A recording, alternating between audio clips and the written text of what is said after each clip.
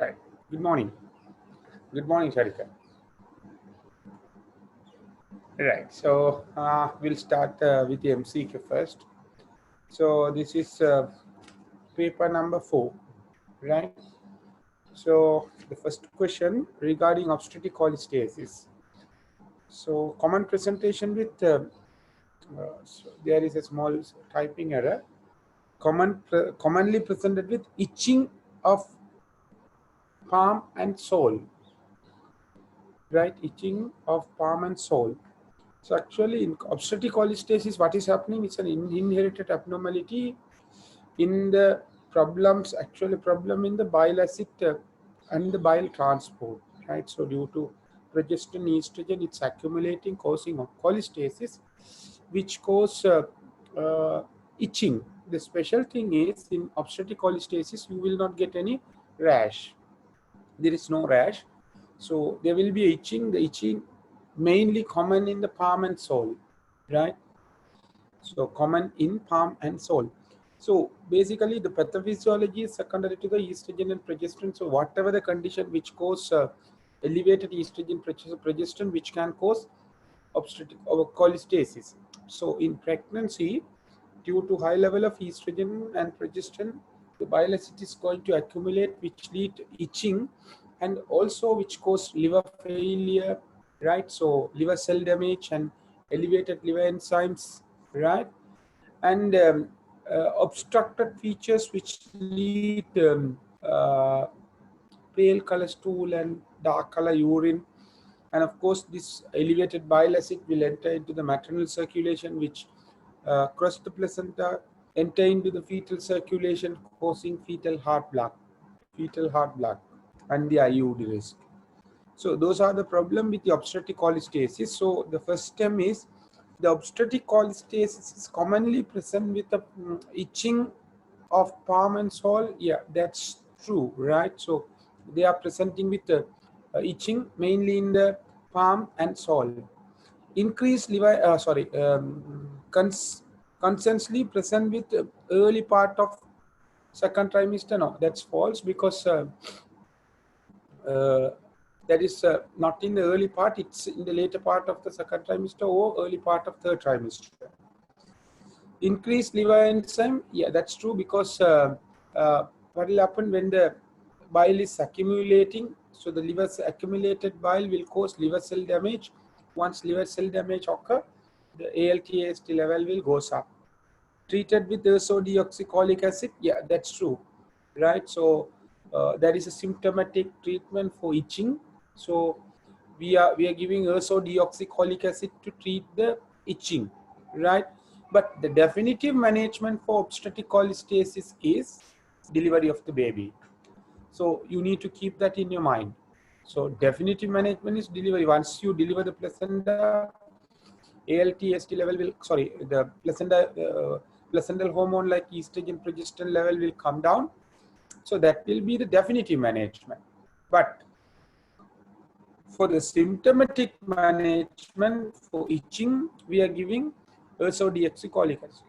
But you can't deliver the baby in a preterm, as the preterm has a lot of complications. We are continuing pregnancy as much as possible with the monitoring. So what are the things we are going to monitor is, one, we will monitor the liver function test as well as bile acid.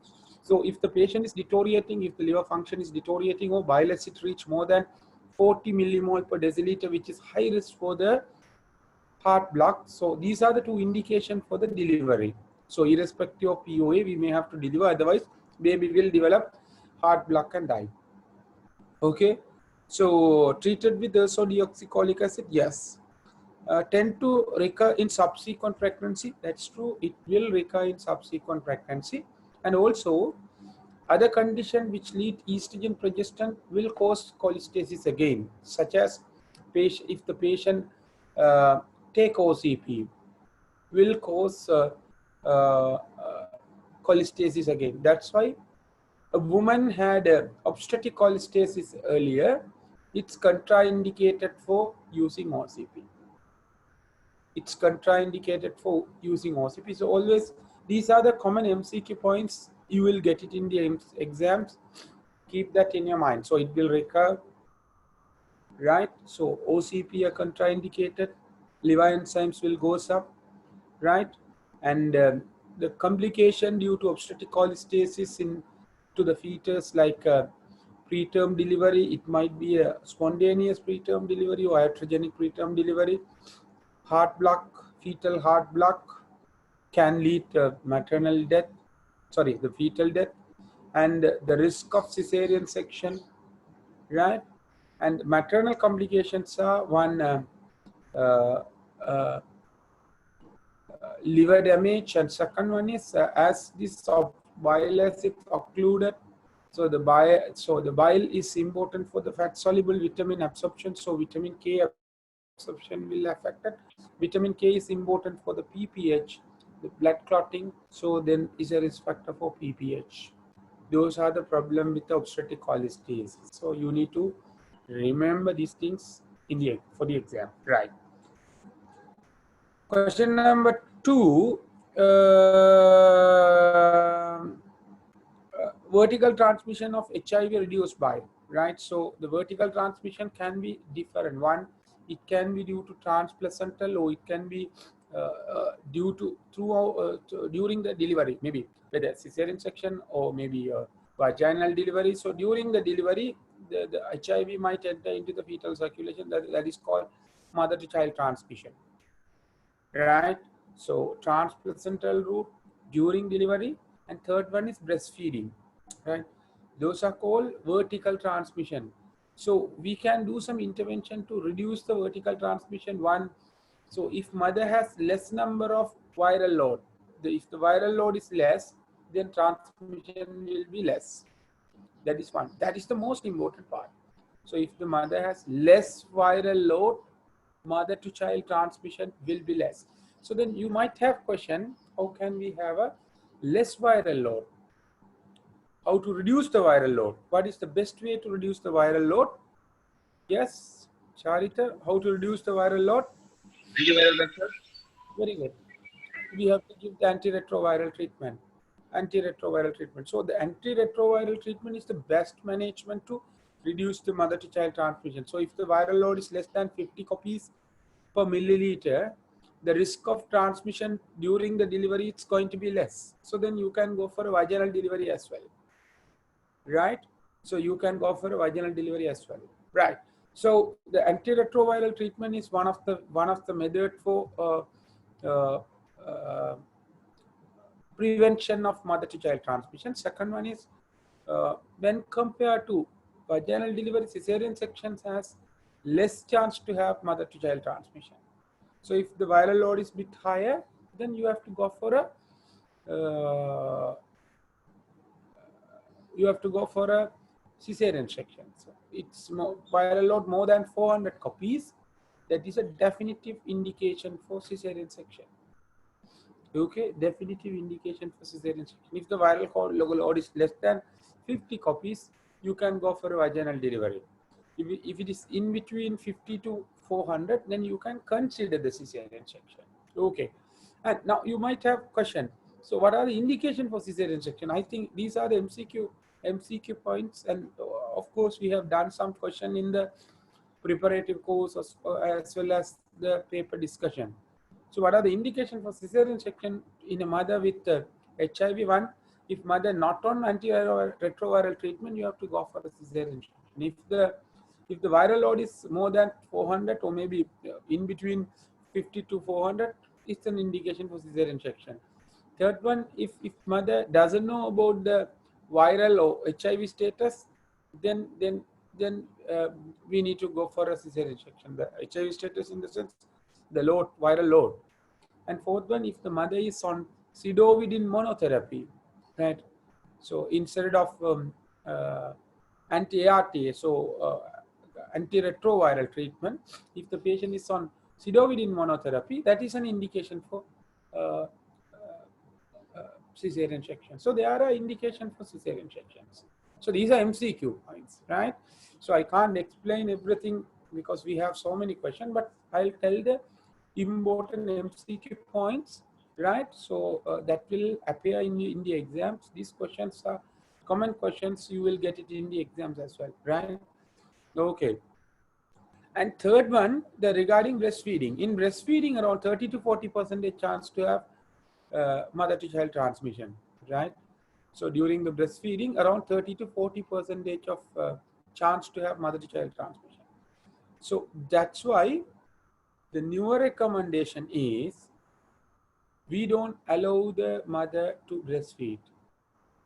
If the mother is HIV, we don't allow the mother to breastfeed because that has the risk of mother to child transmission, right? So now with this background knowledge, quickly we'll do this question. Vertical transmission of HIV is reduced by breastfeeding. Yeah, that's false because it is a risk for 30 to 40%. Elective cesarean section, yes, that's true. Premature delivery. So they have an earlier recommendation. So if you deliver in 36 weeks, you can reduce the mother to child transmission. That is wrong. Nowadays, we don't recommend to deliver the baby in a preterm. So we deliver around 38 weeks. That is false. Antiretroviral medication during second half of the pregnancy, that is the most effective method to exchange transfusion within 48 hours of birth. No, that's false. That is not a factor, or that is not reduced the mother to child transmission. Normal CTG at term, the baseline at term is usually 120 to 160 beats per minute. So that's false. So for the reassuring feature or normal CTG pattern at term, so there are three features. One, so your baseline should be in between 110 to 160. There should be a variability. The variability should be in between 5 to 25, and you should have acceleration. So usually we are expecting uh, tree acceleration within 10 to 20 minutes, and fourth one is there should not be any deceleration. Even if it is a type 1 deceleration, type 2 deceleration, type 3 deceleration, nothing. There should not be any deceleration. These are the reassuring features for CTG at term. Other than this, everything is abnormal, right? So there are reassuring features, there are non-reassuring features, there are pathological features. So depending on the features, we classify the CTG into normal CTG, suspicious CTG, and pathological CTG. So if you have all features suggestive of non-reassuring features, then your CTG is going to be normal. If you have one feature of non-reassuring CTG, then that CTG we call it a suspicious CTG. If you have two non-reassuring feature or one pathological feature, you can call it as pathological CTG or abnormal CTG. So here they are asking about normal CTG features. So it means the reassuring features. So the baseline at term is usually 120 to 160 beats per minute. That is not. That should be 110 to 160, not 120 to 160, right? So that is false. That's why, because it should be in between 110 to 120. The baseline variability is considered abnormal when it is more than 15 beats per variation. What do you think? True or false? Also, Yeah, that's false, definitely, because it should be in between 5 to 25. If it is less than 5, it's called reduced variability. More than 5, it's more variability, so increased variability. So there is a special name for increased variability. What is that name? Anyone? I think I have told. Sarita, I have told. What is the name of increased variability? In my class, I have told. I think we studied more than that on CTG in the emergency session. Yes. Rivuran,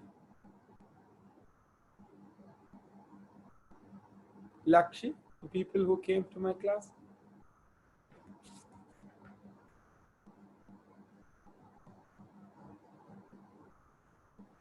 Yes.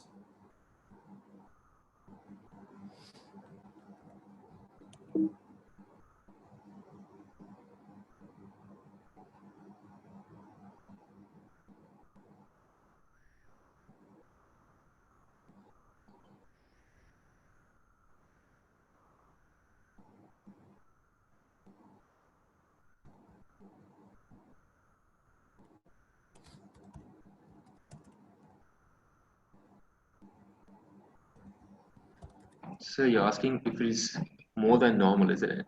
Yes, more than. Saltatory, is it? Yes, saltatory pattern, right? It's saltatory pattern.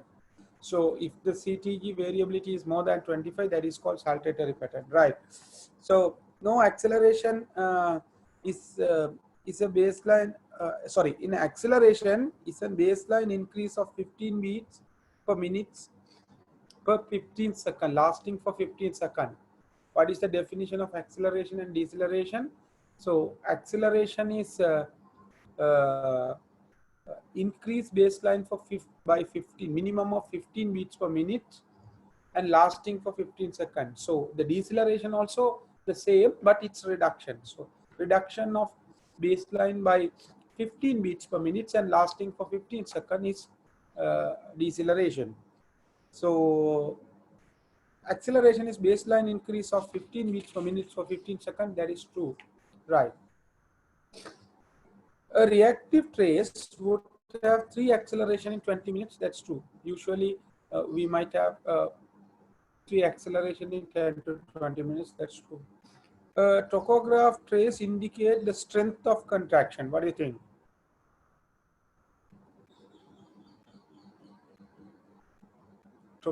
Tropoplas or CTG, actually we can count the contraction, right? But the strength of the contraction or powerful contraction or strength of uterine contraction will not assessed by the CTG, right? So that's false. Yes.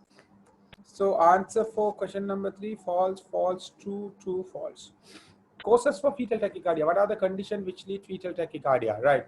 So the causes for fetal tachycardia, maternal pyrexia. Yeah, that's true, because when mother is having elevated temperature, so the core temperature of the mother will increase. So say for example, once the maternal temperature goes up, so the internal temperature inside the uterus is going up. So increase body core temperature will cause fetal tachycardia. That is true. Chorioamnitis, any kind of infection will cause elevated heart rate. That's true. Gestational diabetes mellitus. That's false. Gestational diabetes mellitus will not cause fetal tachycardia. Atrial fibrillation to the mother. If mother has atrial fibrillation, will baby has tachycardia?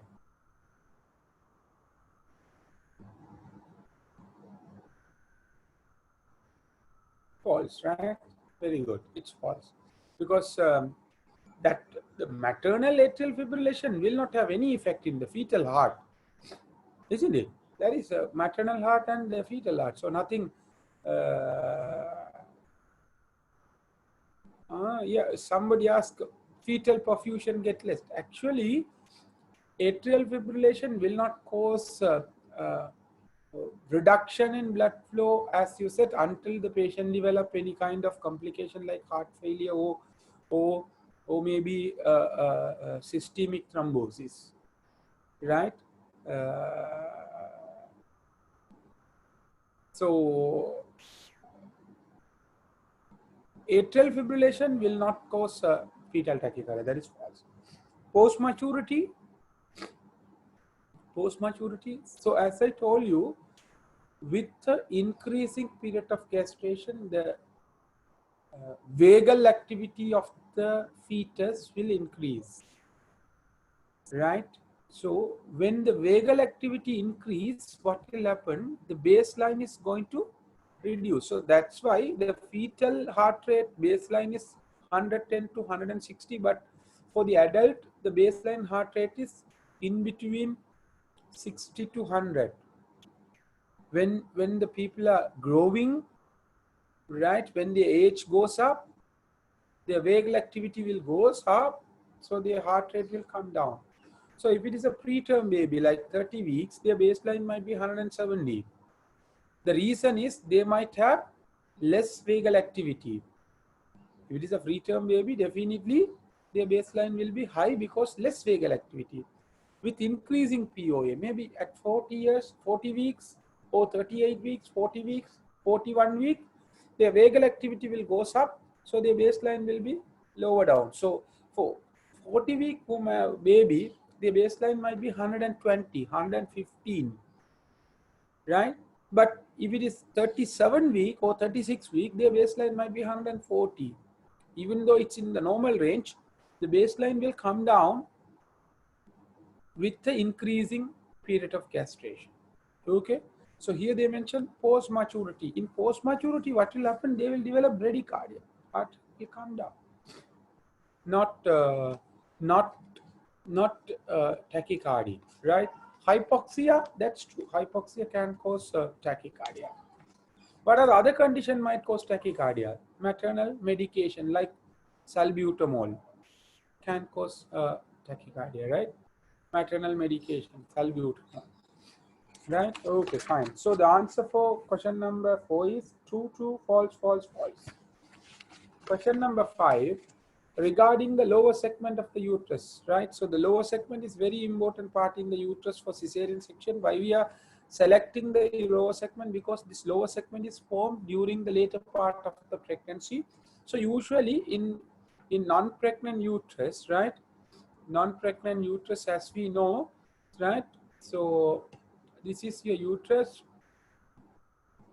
So the isthmus of the uterus, so in between the body and the neck, right, isthmus of the uterus, this part, right, will be developed after 28 weeks of period of gestation, right? Mainly this part developed with the majority of the fibrous tissue and less muscular fibers. That is called lower segment, right? So this part will develop in the later part of pregnancy, after third trimester or in third trimester. So we select this lower segment for the cesarean section. Their advantage of doing this lower segment of cesarean section, one, which has less blood supply, right, less muscle fibers. So if you do the cesarean section in this area, the bleeding risk is less and you are cutting less number of fibers. So as you are cutting less number of fibers, obviously next time, next pregnancy, that lower segment will not participate much in the uterine contraction, so risk of uterine rupture is less. Second thing, so if you cut the upper part of the uterus, right, if you cut the upper part of the uterus here somewhere, so in next pregnancy the upper part is going to distend more.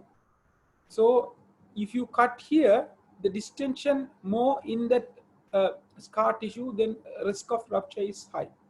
So if you cut here, the distension is less, so then risk of rupture is less. Okay. So third one, so mostly the placenta is implanting in the upper part of the uterus. So if you cut in the upper part, when the placenta is implanting over the scar tissue, so it might invade too much. So invade much into the myometrium or maybe through the myometrium. How do you call that? Invasion of the placenta through the myometrium. Yes. How do you call that, Sanjeevan? Morbidly adherent placenta, right? So we have discussed morbidly adherent placenta. So morbidly adherent placenta like placenta previa, placenta percreta, placenta accreta, placenta increta, right? So there are so many complications. So that's why we do cesarean section in the lower segment. So here the question is regarding the lower segment of the uterus formed by isthmus of the non-pregnant uterus. That is true. Second, vertical incision is made with lower segment cesarean section. No, the vertical incision we do for the upper segment cesarean section here, like this. Vertical incision we are doing for the upper segment. For the lower segment cesarean section, we are doing transverse incision, right? So we do transverse incision, not the vertical incision. That's false. Play major role in contraction in the second stage of labor. What do you think? The lower segment play a major role in contraction. So no, that's why we discuss. It's not play a major role in lower segment contraction. So the risk of rupture is less. So it's false. It's covered at anteriorly by the bladder. Yes, what do you think? Lower segment is covered at anteriorly by the bladder. So if you see the uterus and bladder, this is the bladder, right? This is the uterus,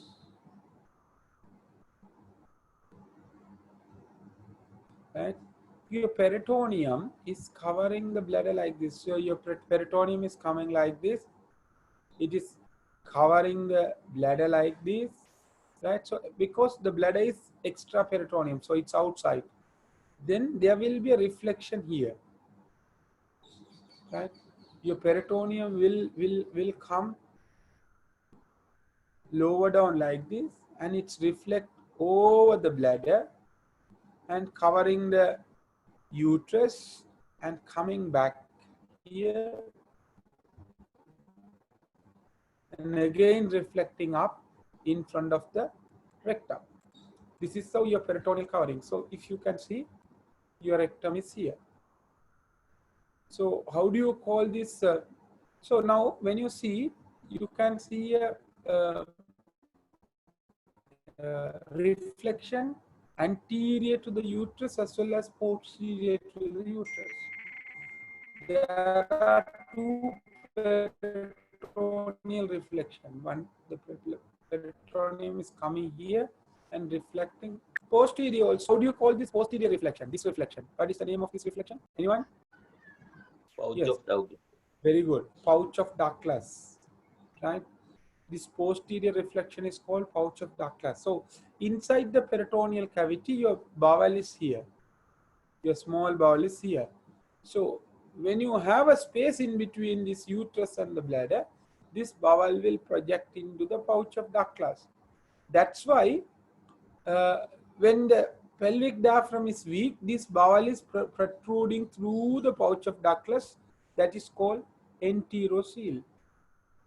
Because your bowel comes into the vagina through the pouch of Douglas. Like that, anterior to the uterus also, you are having a reflection. This reflection is coming up to the isthmus of the uterus. It's coming up to the isthmus of the uterus here. But as we discussed it early, the lower segment is formed from the isthmus in this part. So if you can see the lower segment, actually the lower segment is covered by the peritoneum. The peritoneum is covered the lower segment. So what we do is, we are just cutting here during the cesarean section, and we are entering into the peritoneal cavity. Once you enter the peritoneal cavity, we cut the peritoneum here and push down the peritoneum with the bladder. Once you push down the peritoneum, now your lower segment is exposed.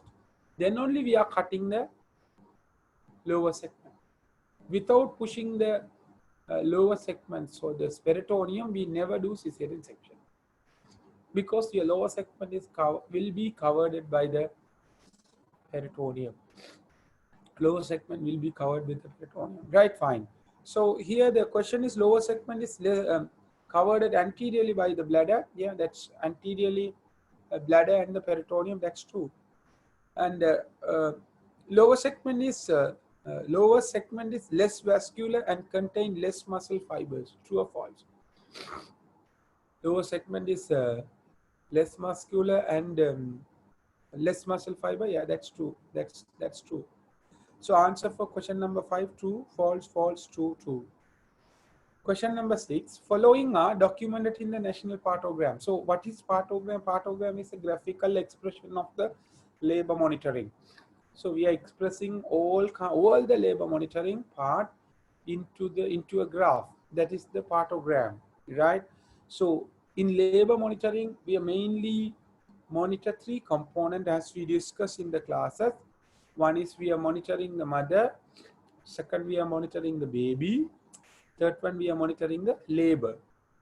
These are the 3 components, right? Mother, baby, and the labor, right? So in this partogram, the first part. So when you see the partogram, the top part is the introduction part. So that cover all the information regarding the patient: name, age, BHT, parity, right? Time to take the labor room, time the ARM done. All kind of things will be in the top. Next to that, what is the next part is you are having the fetal component.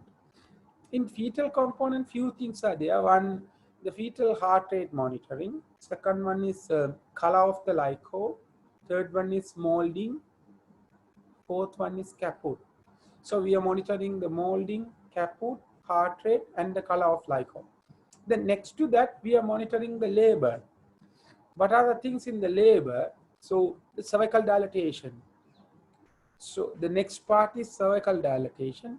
Next to that is station of the baby, right? And contraction. So in contraction, we are monitoring three things. One, the not three, two. One is number of contraction, right? How many contractions? So she's having in 10 minutes. Second one, the duration of contraction. The duration of contraction, right? So the strength will be assessed by the objective way, right? But the duration we can assess how long the contraction is lasting, right? So then the next component is maternal part. So in maternal part, what are the things we are monitoring? We are monitoring the maternal temperature, maternal pulse rate, maternal temperature, maternal blood pressure, urine output, and the medication or IV fluid, whatever we gave to the mother, right? So we might give normal saline, pethidine, right? So syntocinon, how many drops of syntocinon, everything will be in the maternal component. So ultimately, if you see a piece of paper like this, so you can see everything. So the introduction, fetal component, labor component, finally maternal component. Okay. So these are the things we are monitoring in the partogram. So the following following are documented in the national partogram. Cervical dilatation. What do you think? Are we documenting the cervical dilatation in national partogram? Yes, guys. Yes, we are monitoring. So that is one component of the labor monitoring, right? Descent of the presenting part. Are we monitoring the descent of the presenting part? Yeah, that is one of the way of monitoring the progression, right? So whether baby is coming down or not. Yeah, we are monitoring through uterine contraction in frequency. Are we monitoring the, are we marking the uterine contraction or frequency of uterine contraction in the partogram? Yes, that's true. Symphysis of fundal height. Symphysis of fundal height. Are we monitoring the symphysis of fundal height in the labor or in the partogram? No, no need. So symphysis of fundal height monitoring is the antenatal management, not the labor management, right? So that's false. Estimated fetal weight? No, that will not give any help in the partogram monitoring, right? So answer for question number 6, true, true, true, false, false. Question number 7, a 31-year-old primate has come in early labor at a POA of 31 weeks. Which of the following drugs are given for benefits of the baby and the mother? So actually what is the diagnosis here is a preterm labor. 31-year-old mother has come in early labor in a POA of 31 weeks. So early labor at 31 weeks. So it's a preterm labor. So they are asking what are the drugs will be beneficial. So when you give some treatment, what are the drugs will have beneficial effect in preterm labor, right? Atrosibam, it has any beneficial effect in preterm labor. What is atrosibam? What is atrosibam? Colytics. Yeah, it's a tocolytics. So what do you think, Nirosh, Kavind, whether it has a beneficial effect? Yes, of course, because your tocolytic has two beneficial effect, two indication for tocolytics. Tocolytics means once the labor start, we are toco means uterine contraction. Lysis means so we are stopping the contraction. Tocolysis. So we are stopping the uterine contraction. So by stopping the uterine contraction, you can't stop the labor completely. You can delay the labor. You can delay the labor. So maximum you can delay the labor for 48 hours. The purpose of delaying the labor is one, So if you are giving the dexamethasone for the lungs maturity, so is the baby delivered immediately before dexamethasone action? So even though you gave the dexamethasone, that will not act on the fetus. So you need minimum of 24 hours, maximum 48 hours for the maximum action of tocolytics. So until the tocolytic action occur, you need to postpone the labor. So the tocolytic is one indication for the tocolytic is to postpone the labor to get the action of dexamethasone. Second one, you might know that. So what is the second indication? In utero transfers. Very good, in utero transfer. So if you don't have a facility to deliver the preterm baby, you may have to keep the baby, or you may have to transfer the baby to the center where the fetal specialist available. So before you deliver the baby might deliver. Before you transfer the baby might deliver. You need to postpone the delivery until you reach the station. So that is called in utero transfer. Those are the two indications for the tocolytics. So here the atosipam, yeah, it has a beneficial effect until the dexamethasone action. It can postpone the labor. Yeah, that's true. Indomethacin doesn't have any effect on preterm labor. Yeah, so we can give it for the polyhydramnios or something, but it's not for the preterm labor. That's false. Aspirin, so aspirin doesn't have any effect in the preterm labor, right? So we are giving the aspirin for the prevention of preeclampsia and placental insufficiency. If the patient has some kind of risk for the placental insufficiency like preeclampsia, placental abruption, IUGR. So then aspirin, we can give the aspirin especially in 12 weeks, up to 12 weeks to up to 20 weeks. That is the ideal time. By giving the aspirin, you can reduce the preeclampsia by 10%, preterm by 10%, preterm and IUGR by 10%. That is the advantage, right? So giving aspirin will prevent the preeclampsia, IUGR, and preterm delivery by 10%. You need to start from 12 weeks to 20 weeks and continue till delivery, right? So aspirin doesn't have any effect. Dexamethasone, of course, we discussed the dexamethasone has effect, so the lung maturity, right? Magnesium sulfate, yes, magnesium sulfate has a neuroprotection effect, right? So neural protection. So ideally, so you can consider the max sulfate until 34 weeks. Usually after 32 weeks, most of the unit they don't give, but you can consider until 34 weeks. After 34 weeks, you don't need to give the max sulfate, right? So the magnesium sulfate true. So the answer for question number 7 true, false, false, true, true, right? Question number 8. In labor, normal uterine contraction. In labor, normal uterine contraction increase the placental flow. What do you think? Normal uterine contraction increase the placental flow.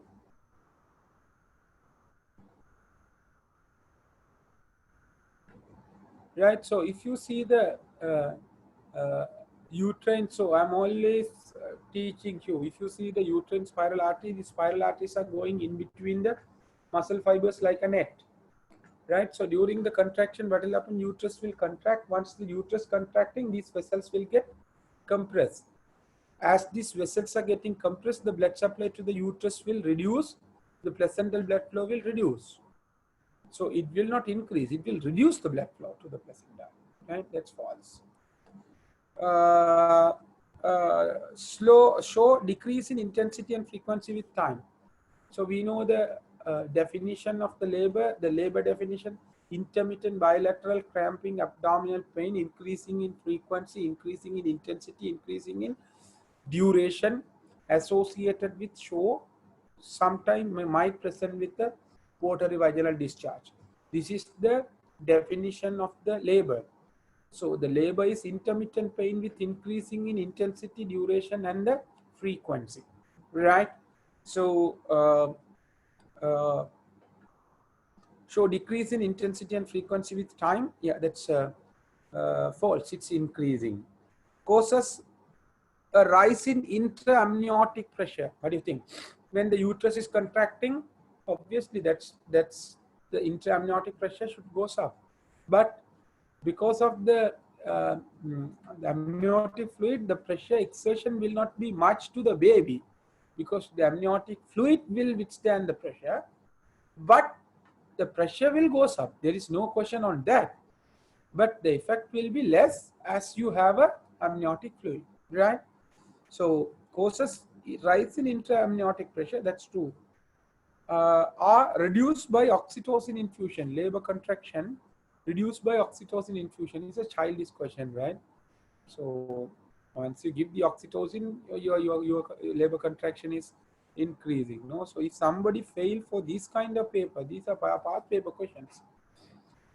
So now you might understand. So your seniors, your ERPM candidates fail. 65% of candidates are failing for these kind of questions, right? This kind of question, you are 65% of candidates are failing. So it means once you understand, it looks easy. If you don't understand, it's difficult. So one day one student was asking some doubt. That time he is telling, sir, nowadays I'm scared. Why? Because when I'm doing the papers after coming your class, so the paper looks very easy. So then I'm scared whether it's really, is it a ERPM paper or it's something else. Do you understand what I'm telling? Because once you understand the stuff, the paper is easy. If you don't understand, really you won't understand anything, right? So the most of the students who are coming to the class here, their mentality is like that, because they know most of the answers, right? Most of the answer. But I'm always telling to you, don't memorize the answer. Your ERPM is now, it's changing because your exams are getting delayed. Every time exam is getting delayed, the students are accumulating, right? So you need to keep that in your mind. Students are accumulating. Now almost 3 batch, no? Yeah, 3 batch. So if the exam delayed for another 2 months, another batch will come. So the number of candidates is going to be increased, but number of doctors they are going to take into the intern program is going to be same. Maybe less, because now the KDU, SITEM, lot of people are there. So maybe 200, 250, but candidate might be 800. So in that case, the ERPM is going to be a competitive exam. You will not realize it. You might think, I'm doing good, but I fail. I'm doing good, but I fail. Yes, you might do. For MCQ won't be a problem, because MCQ, if you get more than 45, you will pass. But you will have a barrier at Viva. Even though you get through the exam, even though you get 60 marks, still you might not take into the internship, because they will select the top 200 students, like the advanced level. So just passing by getting the question, just passing by remembering the answer will not work in future, right? So can you get through the medical faculty in the A-level exams by just remembering the answer? Did you study like that for your A-levels? No. You need to know everything very clearly, then only you can score top. Otherwise, you will not get the exam. So the same thing is applicable for the ERPM in future. Now everything has changed. So you need to understand that. So you need to understand, you need to realize it, and you have to compete for that, right? So when I'm asking the question, so it's okay for the MCQ, okay, no problem. But when you come to the Viva, you need to perform. Just be a listener, just be an observer. It's not going to work, because at the exam you will not present very nicely. You need to present. So what I will do is, I will let you to present and correct it. No, this is not the way you have to present like this. You are doing mistake here. This is not the way of telling the answer. This is not the way of identifying the problem. Do you understand? So you need to get practice, rehearsal. And finally in the exam you have to perform, right? So then only you will get 70 marks, 80 marks. Yeah. So this time KDU we have two distinctions in Obs&Gynae, higher pass rate in Obs&Gynae. So the students who came to my class almost all got through the exams, right? So now the students who failed the exam requesting me to do the repeat session. So now you need to understand the understanding the subject and rational thinking is how important to pass the exam. Another thing is when they want to limit the papers, limit the people to the exam, what they will do? They will put the question with hard. Simple thing, no? They will not put the same question or easy question. So if they want to limit, then that will be the way of limitation. So then if you don't understand, just imagine what will happen. So what, your previous theories are not applicable now. System is changing. So you need to understand that and study. Okay. So I'm trying to say repeatedly, but I don't know how much of it's going inside the or through the tympanic membrane, how much is reflecting out, I don't know. But please let something to go inside the tympanic membrane. Okay. So then only you can pass the exam. So I can help you, right? So unfortunately your exam is getting delayed. So now the students are in a good trend. So if it is getting delayed for another 2 months, then everyone will forget. That's a problem. That's a human mind, right? So if you can't keep everything in the mind for a long time until you teach like this. So when I'm teaching, it's repetition. So repetition. So always study repeatedly, do paper repeatedly. So that will keep the stuff in your mind, right? So otherwise you will forget. So I don't know when is the exam. So please continue to study. Don't give up, right? So anyhow you need to pass. That's the answer. You need to pass. You need to be a doctor, right? So understand that and study, right? Okay. So reduced by oxytocin infusion false. It's oxytocin infusion will increase the contractions are much stronger in region of lower segment. No, that's false. No, lower segment doesn't have much contraction. So answer for question number 8, false, false, true, false, false. Question number 9, a 35-year-old mother of 2 came with secondary amenorrhea. So the secondary amenorrhea is previously menstruating woman, doesn't have absence of menstruation for 6 months duration is secondary amenorrhea. So it means already she has menstruated, now her menstrual cycle has been stopped for more than 6 months. That is the definition. So why she doesn't have menstruation? So there could be two problems. One, if somebody want to have menstrual cycle, one, they should have ovulation. That is one. Even though they are ovulating, they should have the endometrium and the patent tract to have the bleeding, because amenorrhea means menstrual bleeding. So we are not assessing whether she is ovulating or not. We are assessing whether she is bleeding or not. So if she want to bleed, she should have a menstrual ovulation. If she has ovulation only, her endometrium will proliferate and shed off and come. Even her endometrium is proliferating, even she is ovulating, even she is having the estrogen, if she has problem with the endometrium, then endometrium will not proliferate. The endometrium will not shed off.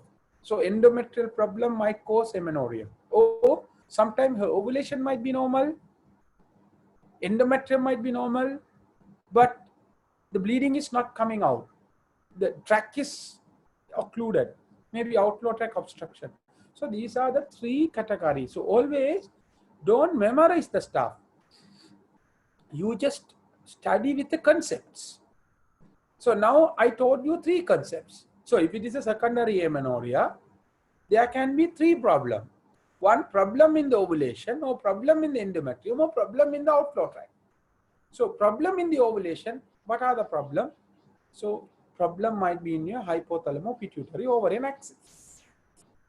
Hypothalamo-pituitary ovarian axis. So any condition which causes in hypothalamic dysfunction, pituitary dysfunction, or ovarian dysfunction, which lead amenorrhea or an ovulation, finally it will lead amenorrhea. Or other than that, there are 2 hormones, or not 2, 3 hormones are involving in the ovulation or impact on the ovulation. This is the common question I'm repeatedly asking. What are those 3 hormones, Sanjeevan? Prolactin, thyroxine, and insulin. Right, prolactin, thyroxine, and insulin. So if you have any abnormalities in prolactin, hyperprolactinemia, thyroid dysfunction, or maybe diabetes, which can cause anovulation, ultimately amenorrhea, or maybe an endometrial problem like Asherman syndrome, endometrial scarring, right? Chronic endometritis causing scarring, or maybe DNC, ERPC, endometrial scarring. Yeah, it might cause amenorrhea. Or might be problem in the outflow tract obstruction like cervical stenosis. Right? So these are the causes for the secondary amenorrhea. What is the commonest cause for secondary amenorrhea? Pregnancy. Pregnancy is the commonest cause. Right? Pregnancy is the commonest cause. Second is PCOS. Right? So the pregnancy is the commonest cause. Right. So now, if you have that idea, then you can simply answer. You don't need to memorize all the course. Just you can work out. Is it possible? Right? Asthma. Okay, just tell me. Don't. If you don't know the answer, doesn't matter. Just tell me. Asthma, is it has any effect in your hypothalamo-pituitary ovarian axis? No. Is it has effect in your endometrium? No. Is it has effect in your outflow tract? No. So then, can it be a cause for the amenorrhea? So what is the answer?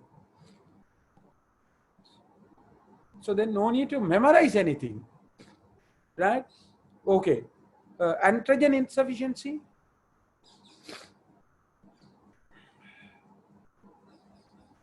No. Somebody say primary. No. Late onset of androgen insufficiency. Have you heard that word, the late onset of androgen insufficiency? Yeah. Late onset of androgen insufficiencies. Yeah.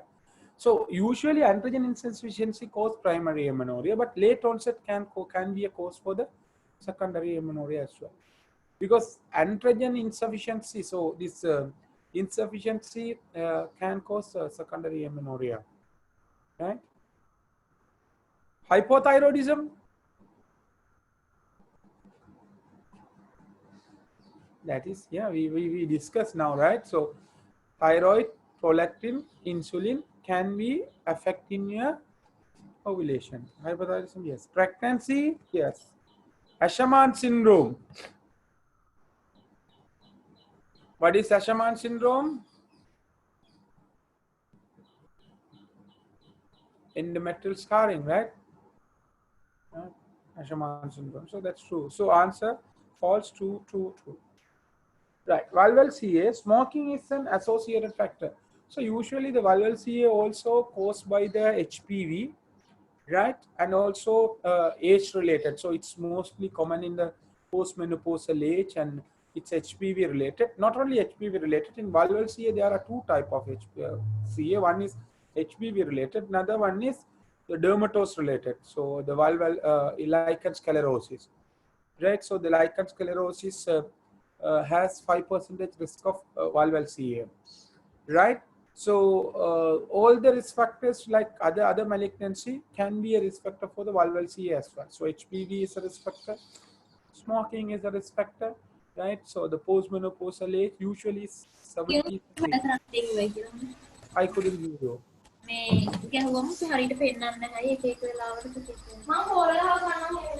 It's something different, right? I'll mute. Okay. Right. Okay. So smoking is a risk factor. Yeah, that's true. Smoking is a risk factor for the this one.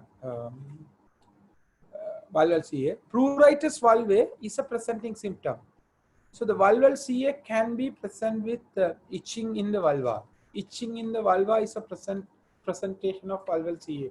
So always what you have to do is, if a patient presented with itching in the vulva, you have to exclude the valval CA. That is one.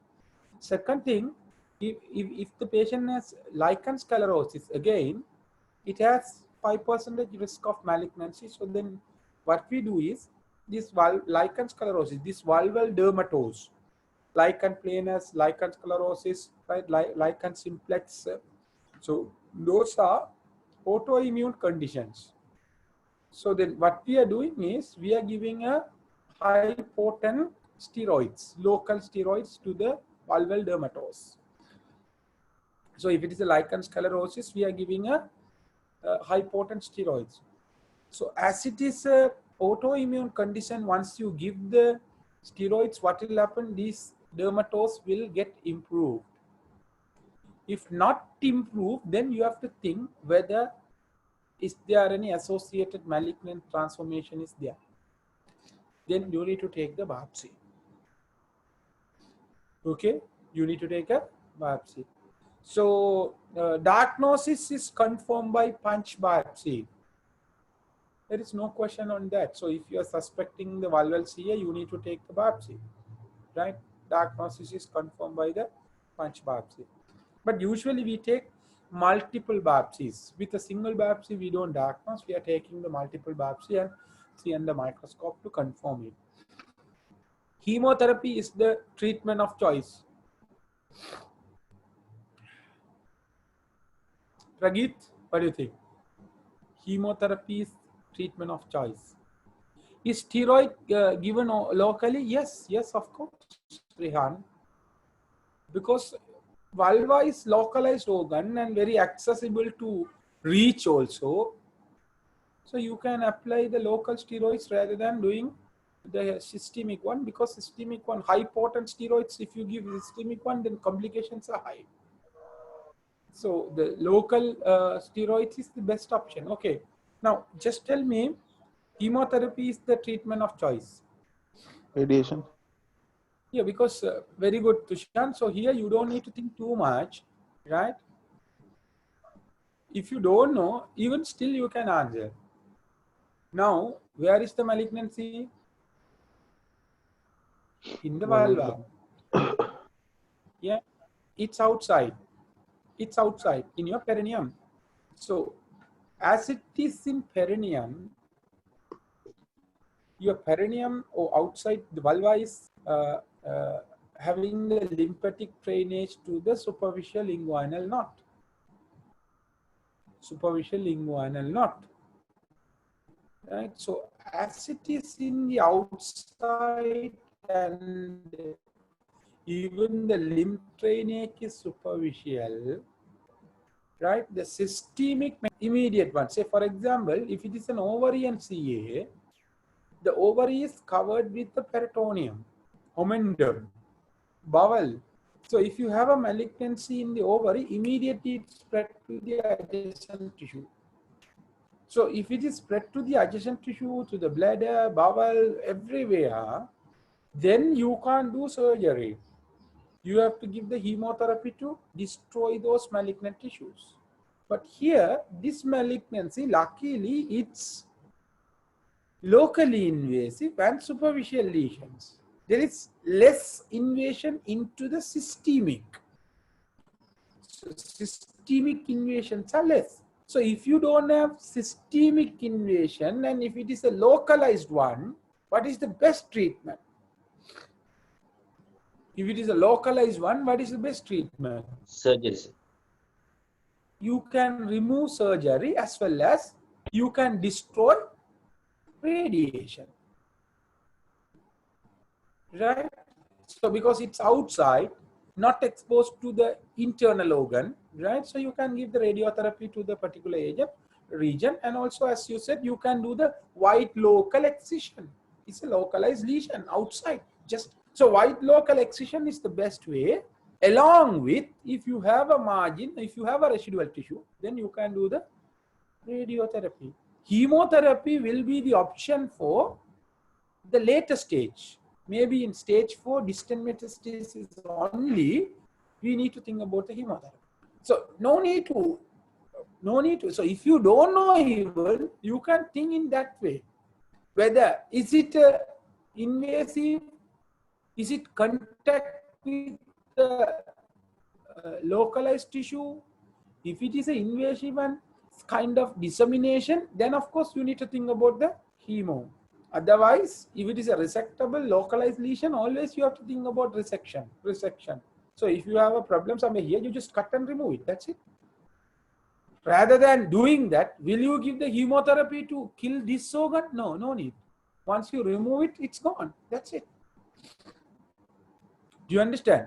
So the chemotherapy is the treatment of choice. No, the surgery as well as the radiotherapy falls. Lymph node involvement, the major prognostic factor. That's true. Because it's not, it doesn't have much local invasion. It has a lymphatic invasion. So if it is a pelvic lymph node invasion, the staging is going to be 4. If pelvic lymph node positive, the staging is going to be 4 and bad prognosis. Right? So the lymph node invasion is main prognostic factor. That is true. So the answer for question number 10, true, false, true. COCP reduce the incidence of breast CA. That is false. Breast CA risk will increase with the COCP if you use more than 10 years, right? Not for the short period. If you use for a long period only, it has effect on the breast for the breast CA. So don't give a wrong information to the public saying taking OCP will be a risk factor for the breast CA. Then people will not take any contraception. That will be a headache. Okay, so don't give any bad information. So I think I have shared that also it has happened when I was medical student. So we went for the data collection. One of my friend, when he's taking my batchmate, when he's filling the data collection, so the questionnaire, he gave the information to that particular area people. COCP is a risk factor. So then what has happened later? The people refused to have the COCP in that area. Then particular MOH send the letter to the medical faculty dean saying one of your medical students gave wrong information to our public and people are refusing to have the COCP and it's going to be a risk factor or risk for the pregnancy. Right? So it is a risk factor, but when somebody use for a long time, but it will cause or it will has risk for the breast CA. COCP reduce the ovarian CA. That will reduce the ovarian CA because ovarian CA is when the ovulation occurs, the epithelial tissues will get damaged and healing, which cause malignant transformation. Right? So if you block the ovulation, the condition which cause anovulation is a protective factor for ovarian CA. So what are the conditions like pregnancy, COCP, right? So in pregnancy for 10 months, they are not ovulating. If you have 10 babies, 100 months, you are not ovulating. So then you can prevent the ovarian CA. Okay, Lakshi. So then you need to deliver minimum of 10 babies to prevent the ovarian CA. Okay, ovarian CA, endometrial CA, you can prevent so many CAs if you deliver more babies. Okay, right. Ovarian CA reduced to cervical CA. Actually, the COCP will increase the cervical CA as expose the transformation so on to outside. So that is false. Primary amenorrhea will be reduced by COCP. No, that's false. See, there is no effect in the primary amenorrhea. Ectopic pregnancy, COCP will reduce the incidence of ectopic pregnancy. True or false?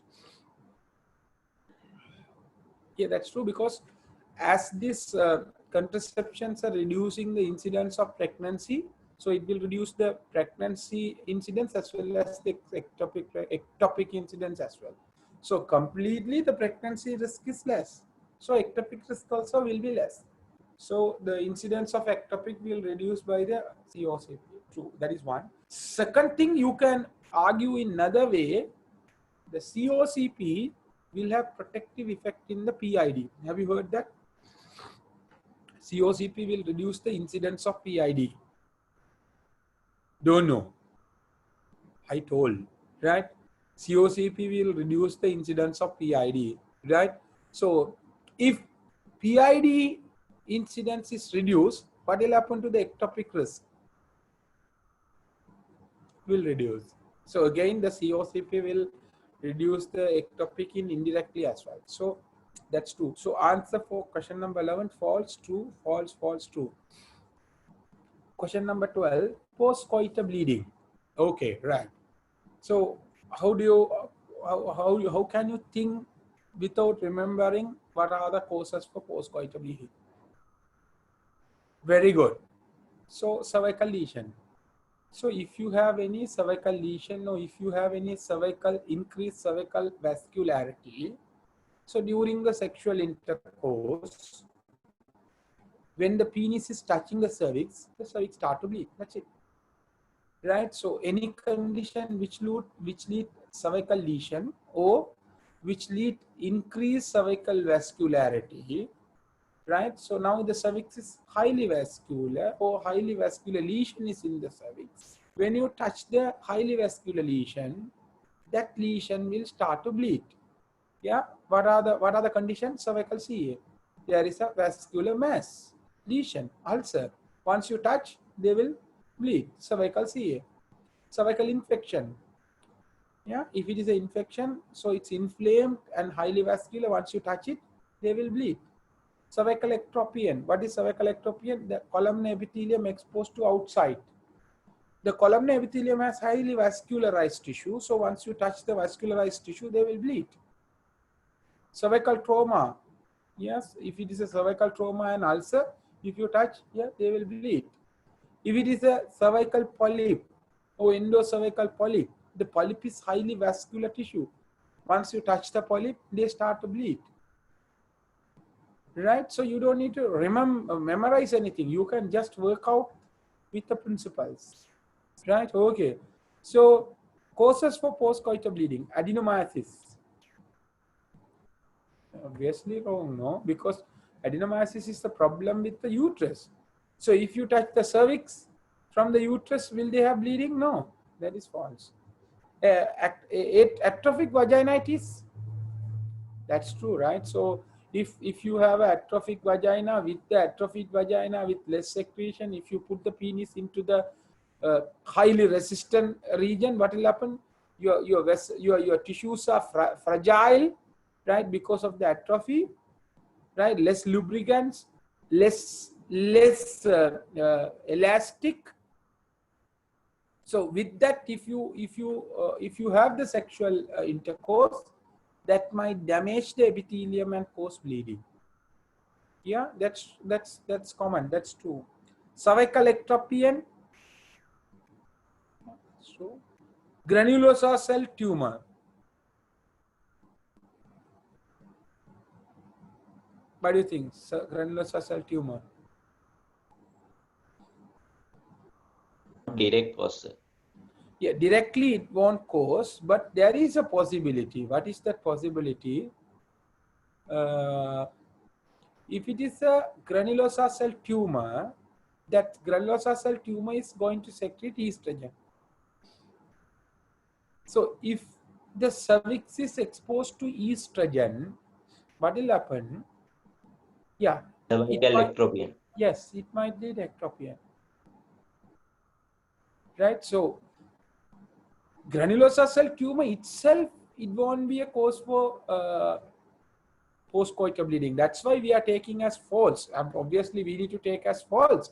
But you need to think that also, which might lead postcoital bleeding, as it is a risk factor for the ectropion. Right? So it's, but we'll take it as false. Subserosal fibroid. Subserosal fibroid. That's false. Subserosal fibroid, even it won't cause heavy menstrual bleeding, right? So that's false. So answer for the postcoital bleeding, false, true, true, false, false. Right. Somebody asked, what about the endometritis, endometric lesion in the cervix? Usually the endometriosis, the endometriotic lesion in the cervix, even if you touch, they won't bleed, but they will have severe pain. Usually they will have a dyspareunia rather than the postcoital bleeding. Right? Okay. Question number 13, causes for chronic pelvic pain include. Chronic pelvic pain include pelvic inflammatory disease. Yeah, the chronic pelvic Pain is secondary to the pelvic inflammatory disease. That is true. Endometriosis, yeah, we know, because endometriosis causing chronic inflammation into the pelvis and the adhesions, right, which can cause severe pain. Yeah, that's true. Pelvic congestion syndrome, I have told you, right? So what is pelvic congestion syndrome? Lasanda, what is pelvic congestion syndrome? Pressure symptoms, right? No, the pelvic congestion syndrome is actually saying it's a varicosity is in the ovarian vessels. Varicosity in the ovarian vessels, right? So especially when the patient is in a standing position, the blood is going to accumulate right around the ovary. So then they will have pain due to congestion of the blood vessels, right? So the characteristic feature of this pelvic congestion syndrome, they will have severe pain when they are in a standing position, and pain will reduce when they are on lying down, right? When they lie down, what will happen? When they lie down, what will happen? The blood, the congested blood will drain into the inferior vena cava and pain will reduce. When they stand up, the blood is going to accumulate and they will have pain, right? That is called pelvic congestion syndrome. So that can cause pain. Intestinal cystitis. What is the another name for this intestinal cystitis? Anyone? There is another special name for the intestinal cystitis. Earlier we were talking about this name, the intestinal cystitis. Now we don't use this name. This is a cause for pelvic pain syndrome. Yes, anyone? Triburan, what is intestinal cystitis? Have you heard the word called bladder pain syndrome? Have you heard the word? So there is a separate guideline for bladder pain syndrome in RCOG. Bladder pain syndrome. So in bladder pain syndrome, actually they will have pain, chronic abdominal pain, right? Chronic abdominal pain associated with urinary symptoms. They might have increased frequency, urgency, nocturia, right?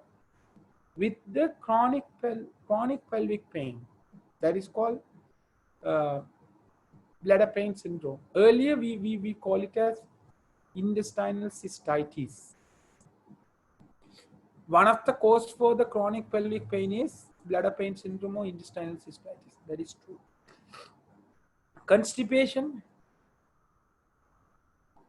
Constipation might cause low abdominal pain, but chronic pelvic pain, the definition of chronic pelvic pain is chronic abdominal pain or lower abdominal pain or lower pelvic pain for more than 6 months. Maybe chronic constipation, but that is not a cause for the chronic pelvic pain, right? So constipation we can't say true, right? So we'll take it as false. So the answers for question number 13, true, false. Question number 14, regarding endometriosis, occur in a woman under age of 20 years.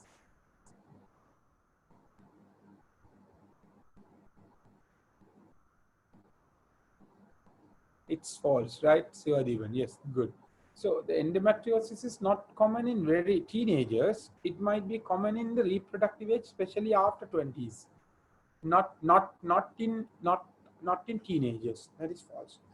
Causes female subfertility. That's true, because the endometriosis will cause dyspareunia and it affects the sexual life. It causes fibrosis, adhesions, occlusion of the vessels, which cause sperm transport as well as the ovum transport, so which can cause subfertility, and which cause inflammation into the pelvis, and it might affect the receptivity of the endometrium, and implantation might affect. So there are so many reasons for the subfertility in endometriosis. So endometriosis is a cause for the female subfertility. That is true. Can cause dyspareunia, yes, because when the pelvis is inflamed, when you touch the inflamed area, you will have pain. So when you have the sexual intercourse, when the penis is touching the pelvis, they might have pain. That is called deep dyspareunia. So when they have deep sexual intercourse, they will have pain. That is deep dyspareunia. And also they might have superficial dyspareunia if they have vaginal endometriosis. Right? So if they have vaginal endometriosis while they are entering through the endometriotic vagina, they might have pain. That is also possible. Right. So can cause dyspareunia too. Spontaneous regress with the pregnancy, that's true, because with the pregnancy, what will happen? The endometrium will not shed off, so the endometriosis will be improved. So the treatment, definitive treatment for endometriosis is amenorrhea. If you make the woman menopause, then she will not have any problem. Right? She will not have any problem. So making the woman amenorrhea is the management. So that's why we are always telling for the endometriotic patient, if she become pregnant, her symptoms will get improved. But only problem, becoming pregnancy is the problem in endometriosis. Right? Okay. Like your ERPM, if you get through the exam, problem will be sorted out. But having the exam is the problem now. Isn't it? Yeah, okay, fine. So spontaneous regression with the pregnancy too. There may be nodules in the POD. Yeah, that's true, because if you have an endometriotic deposit in the pouch of Douglas, then that endometriotic deposit will be like a nodules. Yeah, there might be nodules in the POD, that's true. So answers for question number 14 for 2, 2, 2, 2. Uterine leiomyoma. Uterine leiomyoma means the uterine fibroid are frequently seen in teenagers. That is again false. It's not common in teenagers. It's common in 20s and 30s. Right? So 20s and 30s. That is false. Are familial. Yeah, fibroids are familial. If mother has fibroid, then daughter will have risk to have the fibroid. So familial tendency is there. Causes oligomenorrhea. Fibroid cause oligomenorrhea. That's false. Commonly, the fibroid is asymptomatic. Even if they have symptoms, that symptom is going to be heavy bleeding, not the oligomenorrhea. Right? So almost 30 to 40% of the women might have fibroid. Right? So women might have fibroid. So if you do the scan for 100 women, so 30 to 40 women will have fibroid, but most of the people will not have symptoms. Asymptomatic fibroid. Okay, asymptomatic fibroid. But among the symptomatic women, heavy bleeding will be the symptoms, not the oligomenorrhea, right? Because the fibroid will cause increased vascularity and causing heavy bleeding. Causes oligomenorrhea false. Are associated with endometriosis. Fibroid associated with endometriosis. That's false. There is no connection between the fibroid and the endometriosis, right? Until there is a small, there might be, right? So if you have a cervical fibrosis, cervical fibroid, what will happen? So this is the problem with the gynecology, right? So all the conditions are interconnected, right? So everything is interconnected. When you have your girlfriend, you might experience it. So everything is interconnected. Your problems are interconnected, no? So you can connect anything with anything, right? So the fibroid can be a risk factor for the endometriosis. How it is? Anyone? The retrograde menstruation process is increased with Very the good. cervical fibroid. Very good, very good. So if you have a cervical fibroid, right? If you have a cervical fibroid somewhere here, right? So it might obstruct your outflow tract. Your endometrial, so the menstrual bleeding will not end out coming outside. In that case, what will happen? Your shed of endometrium will go retrograde manner through the fallopian tube, and it will fall down into the peritoneal cavity and start to grow there. That is called retrograde menstruation. So the outflow tract obstruction is a risk factor for retrograde menstruation, and which can cause endometriosis. So we can't mark it as true. Fibroid is associated with endometriosis, but you need to have that kind of idea, right? So why I'm telling is, if you are taking a history or if you are assessing a patient in a clinical setup, so if the patient has a cervical fibroid in the vaginal examination, you could find a big fibroid in the cervix. If the patient say, doctor, I'm having amenorrhea, then you have to anticipate the endometriosis. You need to ask the patient, do you have pain during the period? This is how you have to work out, right? So when you come to the Viva class, you will realize the importance of studying with the understanding, right? So otherwise you don't know what is the question you are going to ask next from the patient. So your brain should work like maybe i3, i5 computer again. If you have RAM like 256 MP or 512 MP, please chase those old RAM, and your RAM should be very fast. When the patient is talking, your brain start to work, and your brain has to process, right? So that is only way to do that is practice, nothing else. While I am talking with the patient, my brain has to work. What could be the reason? What could be the reason? So my brain has to plan the next question as well. Do you understand? History taking in front of two examiners, usually like that. You need to take the history in front of the examiner. So sometimes if the examiner is a bit busy, they might not ask you to take in front of the examiner, but they will ask you to do the examination in front of them. So they will assess the examination techniques. So I'll teach you more than the techniques, the soft skills, the way of approaching to the patient, asking his consent, right? So the handling the patient, those are very important. Those are the things you will get more marks, not the findings, right? Even an experienced clinician can miss the finding. So the finding might have only 20 to 30% of marks, 70% of the marks for the rest of the things. Do you understand? So if you are good on that aspect, you will get almost 70 marks. You don't think about the finding. Okay? So you finish your theory first, then only we can study this one. Right, fine. So causes oligomenopause are associated with endometriosis false. Regress after menopause. What do you think? Regress after menopause? Yes, as I told you, this fibroid is estrogen dependent. Once patient reach menopause, the fibroid size will regress.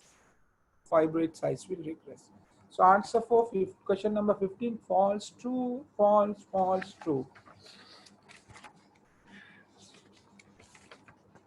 Right. So successfully we finished the MCQ. We will move to the SBA. Right. Okay, fine. So coming Thursday evening, I'm starting the repeat session for the students who missed the class and the students who absent and registered for the restreaming. So actually the session 1 restreaming has finished. So this time I'm going to do as a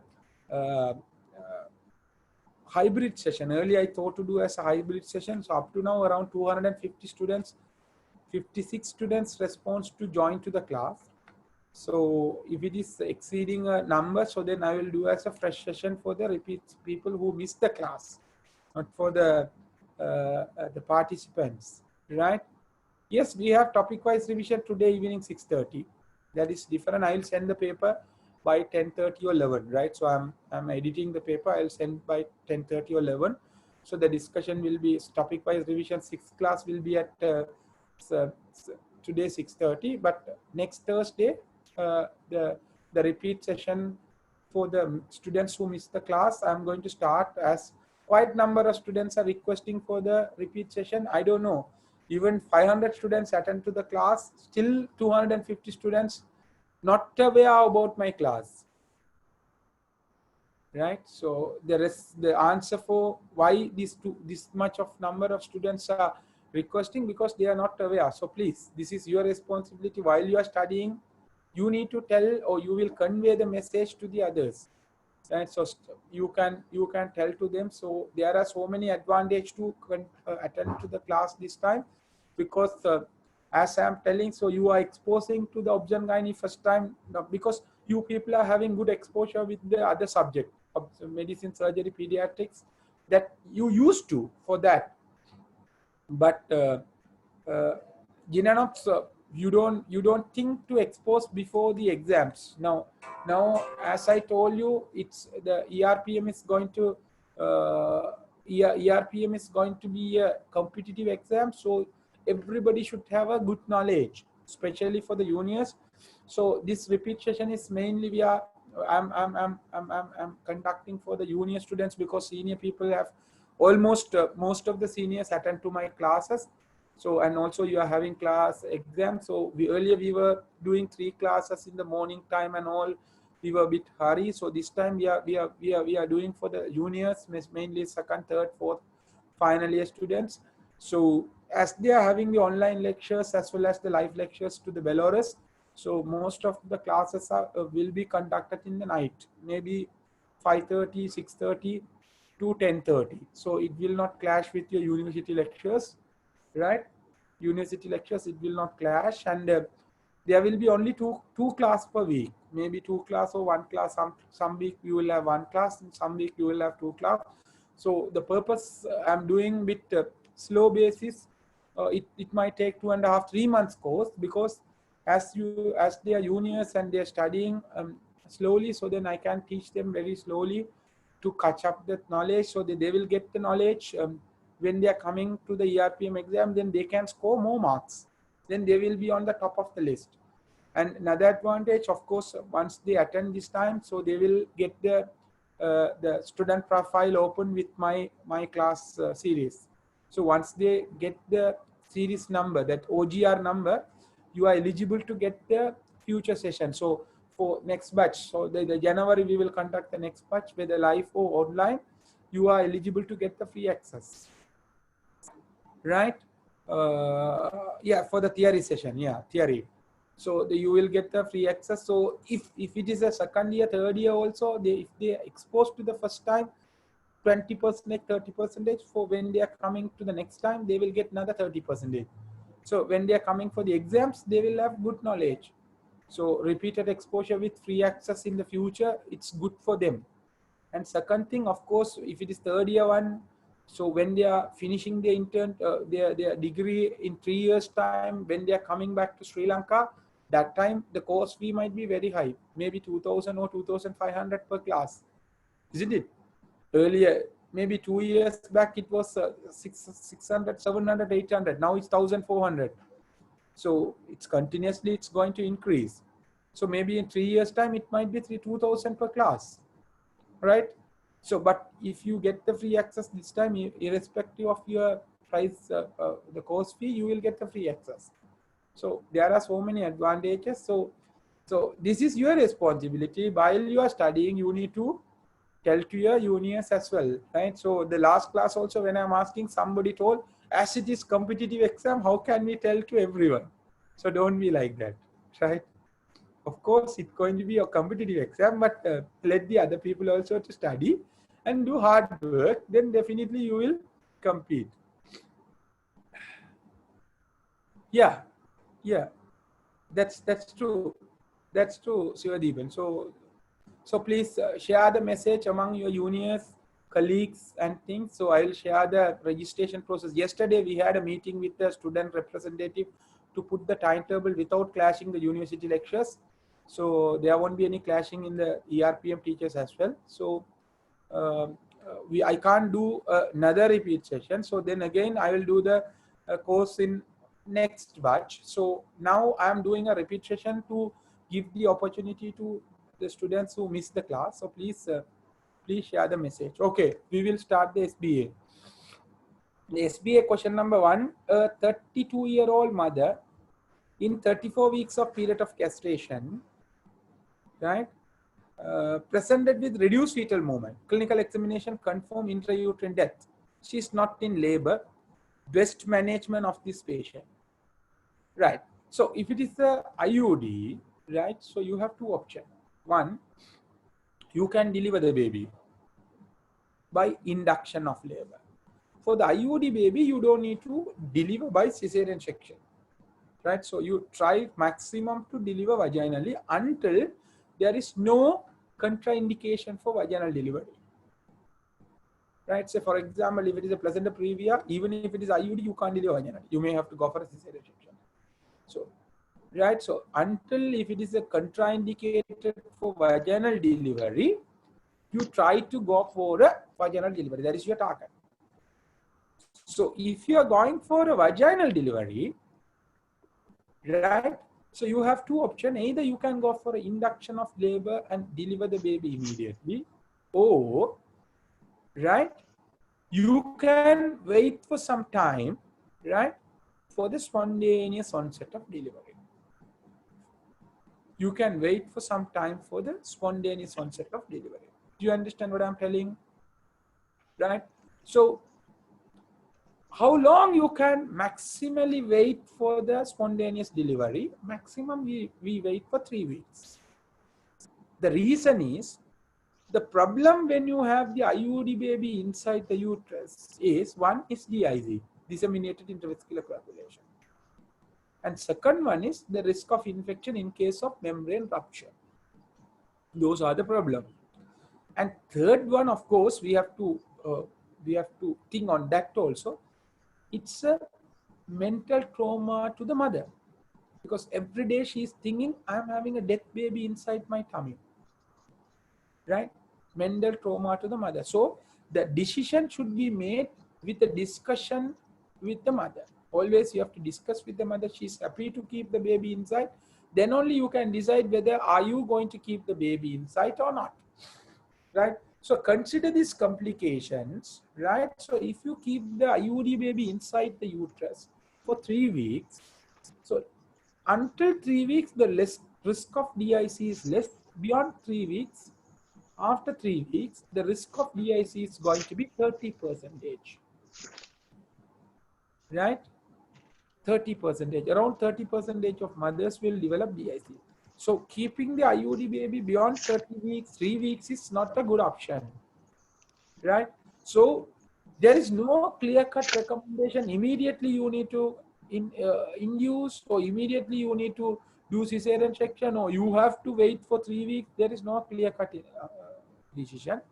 You need to find the cause for the IUD. Say, for example, if it is a placental abruption and IUD, can you wait for 3 weeks?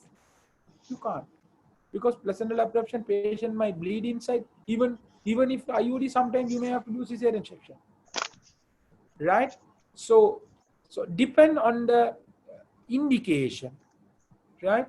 Depend on the indication. That is one. Second, patient preference. That is second.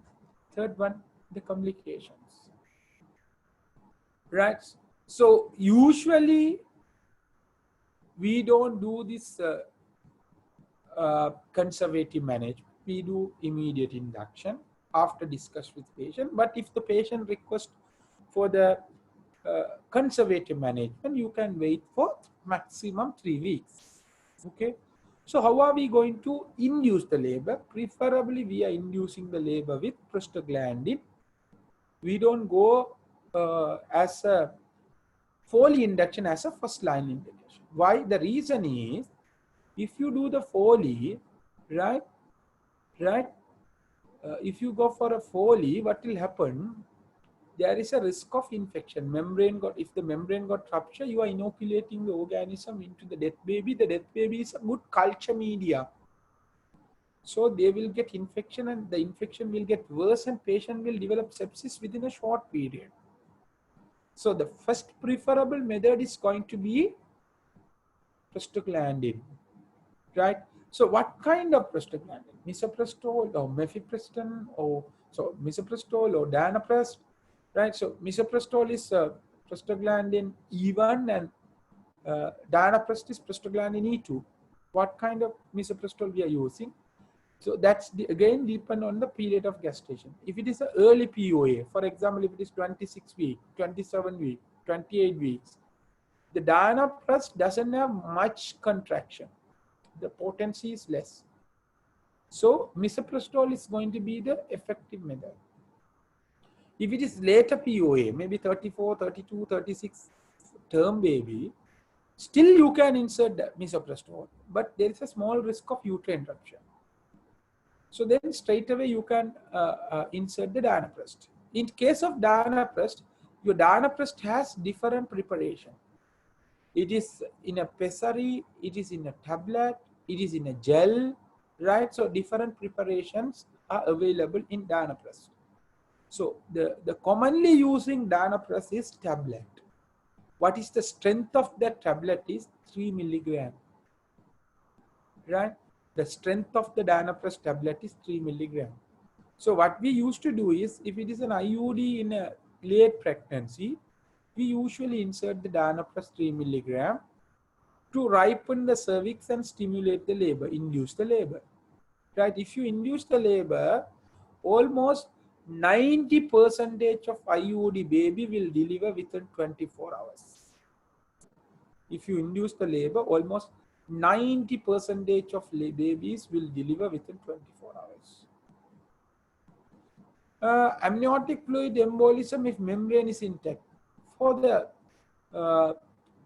prostaglandin induction, we don't need to worry much about the amniotic fluid embolism because we are doing prostaglandin induction for the live baby as well.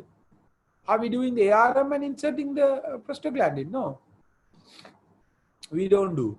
But starting syntocinon without rupturing the membrane is a risk factor for amniotic fluid embolism, not the prostaglandin. Okay, lesson there. Okay, Right? sir, I got it. Right, fine. So with this background knowledge, shall we come to this question? 32-year-old, 34 weeks POA, reduced fetal movement, clinical examination confirm intrauterine death. She is not in labor, best management. What is the best management? Yes, what is the best management then? It should be danoprest 3 milligram vaginally because 34 weeks late POA, IUD, right? So we need to, she's not in labor, you need to induce the labor. The induction should be done with danoprest, especially 3 milligram vaginal. That's true. Misoprostol, as I told you, you can use if it is an early POA. As it is 34 weeks, danoprest will be the best option. Still, you can use the misoprostol, but there is a risk of uterine rupture. So the best management is going to be danoprest. Answer C. Question number 2. Primary mother, 38 weeks, coming with the blood pressure of 150 by 100, Bishop score 9, CTG findings are 140, variability less than 5, no deceleration, best next management.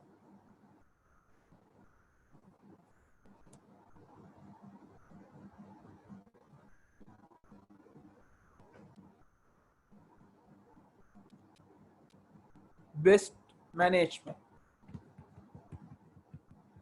Sanjeevan B. Anyone? Always this SBA, MCQs are, you need to have some kind of background knowledge. Directly they are asking the background knowledge, right? Okay, Sanjeevan, that is for B. Right, so for the SBA,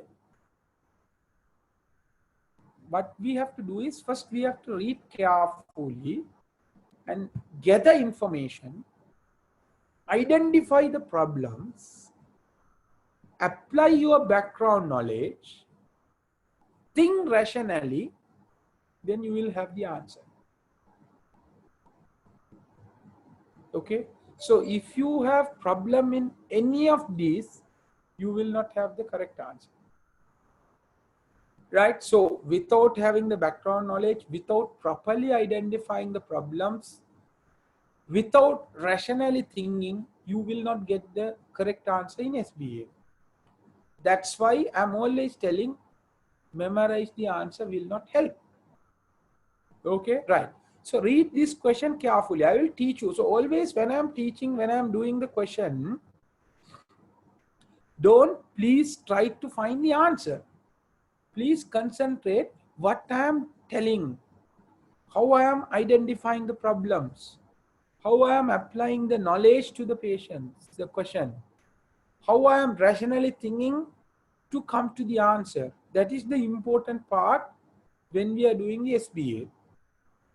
Okay, right. Here we read the question. Primary mother, 38 weeks of period of gestation. So first problem is primary.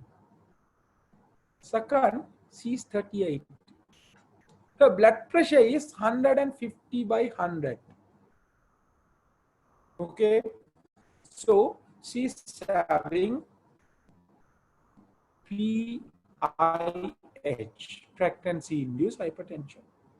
So if someone has pregnancy-induced hypertension, what is the best treatment?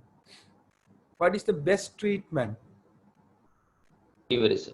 Delivery of the placenta. Delivery of the placenta. But most of the time we can't do. Why? Because when we diagnose, the pregnancy is preterm, 28 weeks, 30 weeks, 32 weeks, 34 weeks. So you can't deliver the baby at 28 weeks. So if you can deliver the baby, then that will be the best option.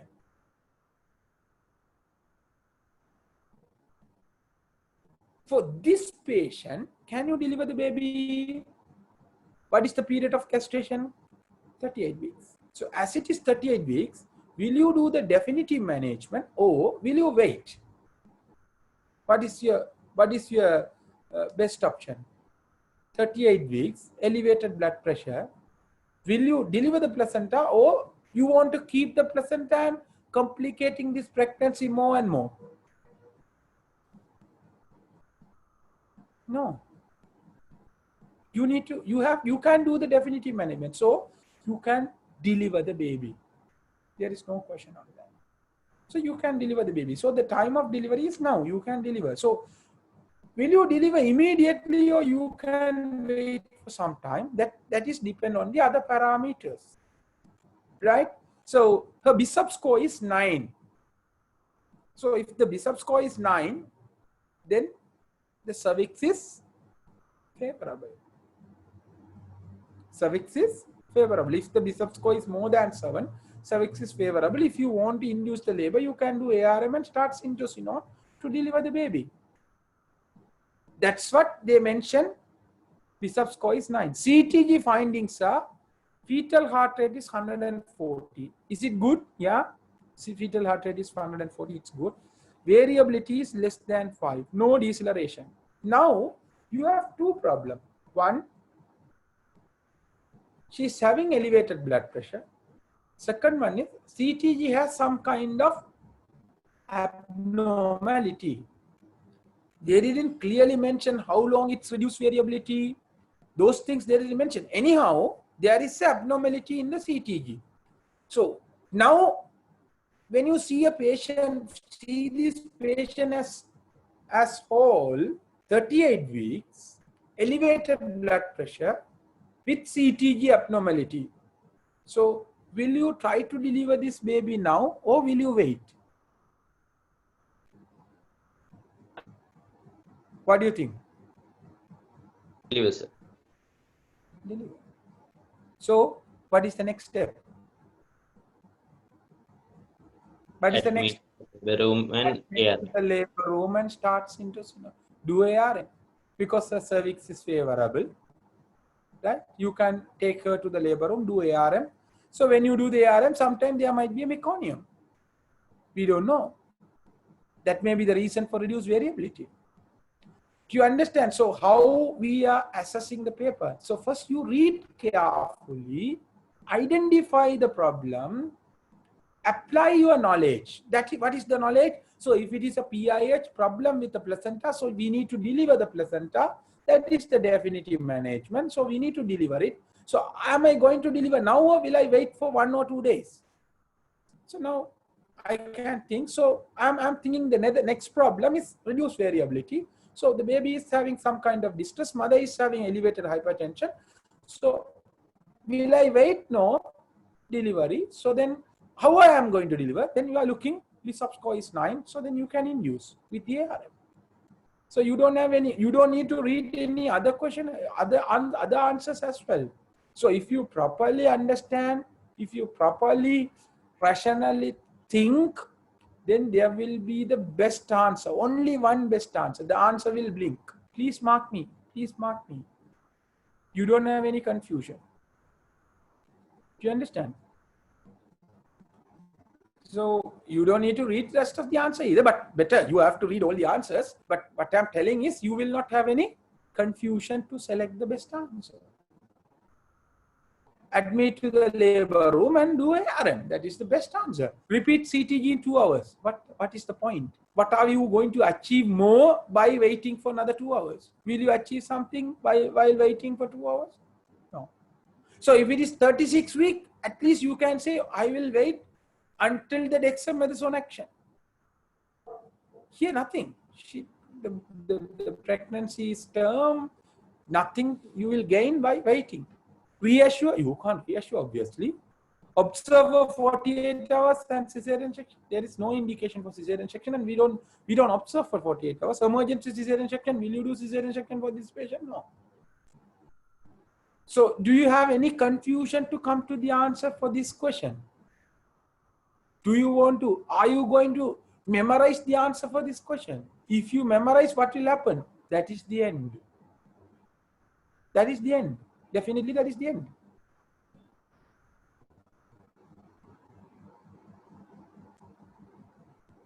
Okay, somebody asked, even with ARM, can it take some time? Yes, of course. But if it is a PIH, you can wait for another 12 hours to deliver the baby. This is not an emergency. You don't need the urgent delivery, but you need to deliver the baby as early as possible. So if it is a placental abruption, or maybe a fetal distress, or maybe like prolonged deceleration or abruption, something, then you can think about the cesarean section. Right? Here we do ARM and monitor the baby. If the baby develop any kind of fetal distress, or if mother develop or mother deteriorating, then you may have to think about the cesarean section. Otherwise, always you have to try to deliver the baby vaginally. Otherwise, so if you are having low threshold for cesarean section, then all the women will have the mark in the suprapubic region, isn't it? So when we do ARM, won't she get fits if she has preeclampsia? Because they didn't mention about the albuminuria. Yes, you are correct. But among these answers, right, with this available information, what is the best answer is labor room and ARM. Right? You can't assume and do answer the question. If she has proteinuria, if she has preeclampsia, even if somebody has eclampsia, even if somebody has preeclampsia, you don't need to do cesarean section. If they are in labor, you can start max sulfate and deliver the baby vaginally. That is how we studied, right? Even if they are having preeclampsia, are we doing cesarean section all the time? No. If she is in labor, if the cervix is favorable, you just do ARM, start max sulfate and deliver the baby vaginally. That is how we are delivering in the ward setup. Right? Yes, Lasanda, it's correct. Imaginary is no need. You need to select the answer what the information is available. You can't say if it is like that, then what is the answer? You can't imagine and answer it. So read the question, identify problem, apply your knowledge, rationally think, and mark your answer. That's it. Okay. So you will experience it in the exam as well as your clinical practice. When you come to the clinicals, when you start work as a doctor, when you go to the exam hall, then if you really practice this way of doing paper, then you will feel very easy to do these question papers. The ERPM, not only the ERPM, also all the exams, it's going to be easy. Okay, right. Question number 3. Court collapse was identified and os was 8 centimeter dilated. What would be the next step in management among this answer?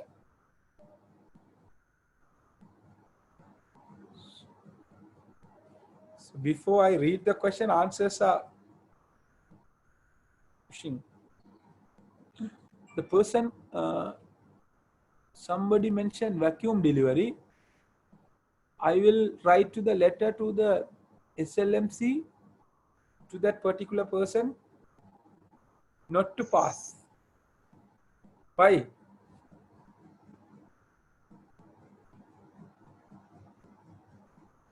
Please read the question carefully. Again and again I am telling, read the question carefully. Okay, cord prolapse.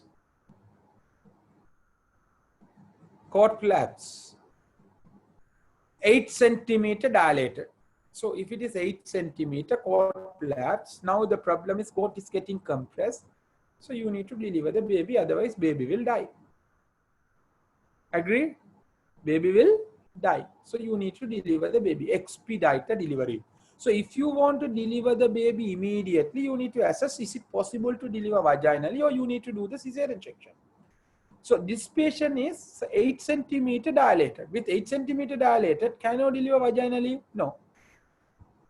You can't put instruments, because if you want to put the instrument, still it should be 10 centimeter dilated. So if you want to put the instrument, either you need to wait another 2 hours for fully dilated. So you can't do instrumental delivery as well. So the vaginal delivery, it's not possible to this patient. Agree that? Yeah. So then what is the delivery is possible for this patient is cesarean section. So you need to do the cesarean section. So until you do cesarean section, you need to release the cord compression. Otherwise cord will compress and baby will die. So you need to deliver the cord compression. So how can you release the cord compression? Right? So one, the cord might get spasm once the cord is outside the vagina. So then what you can do, you can push the cord into the vagina. Then it will be in the body temperature, then the cord spasm, the vessel spasm will be prevented. Second, the cord might get compressed by the presenting part, fetal head. So then what you have to do is you have to displace the head upwards. How can you displace the head upward? There are several ways. One, you can push by manually. You can fill the bladder. You can put the patient in kneel chest position. So because of the gravity, head will come down. Those are the ways to do the ways to release the cord compression.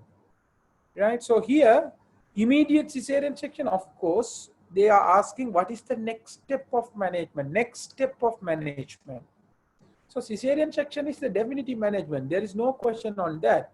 So until you do the cesarean section, you need to release the cord compression. That is the next step. Release the cord compression. Right?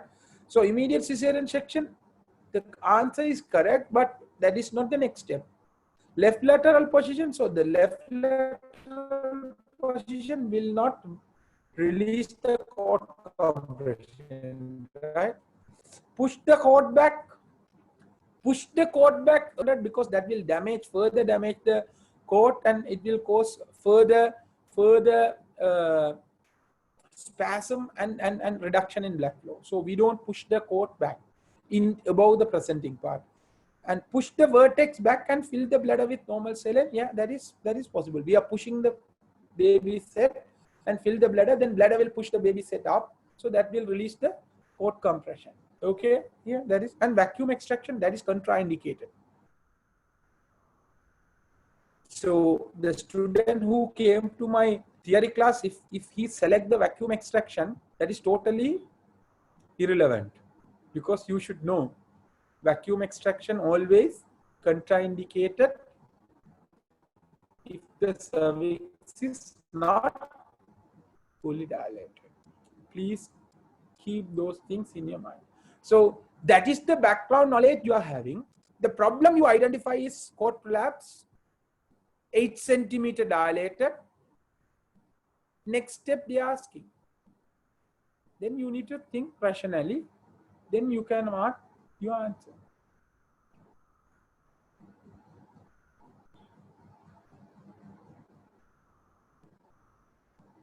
No. Next step option will be pushing the cord into the vagina. Why? Answer C is false. Here, they mention blindly push the cord back. That is not the meaning of place the cord into the vagina. So push the cord back means patient has cord prolapse. Now what you are doing is you are pushing the cord back into the uterus. Push the cord back. Prolapse cord, you are pushing back. That is not the meaning of what you are asking. So if it is a cord prolapse, you can replace the cord into the vagina, not pushing the cord back into the uterus. Right? So the meaning of this statement is push the cord back. We are not pushing the cord back. We are just replacing the cord into the vagina. Right? Vertex back means the vertex is coming down. We are pushing the vertex into the uterus. That is correct. We are pushing the vertex back. That is correct. Not the cord. Right? Not the cord. Vertex is correct. So answer is D. Question number 4. 25-year-old pregnant woman in her 34 weeks of period of gestation presented with visual blurring, headache, bilateral angle edema, blood pressure is 170 by 110, proteinuria. What would be the next step of management? I think I have done this question earlier. Some students might be aware about this question. Anyhow, what is the best answer? Sivadeepan, I will kill you.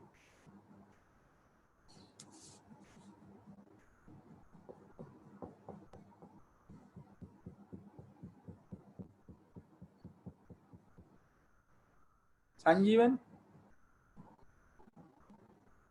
what is the answer?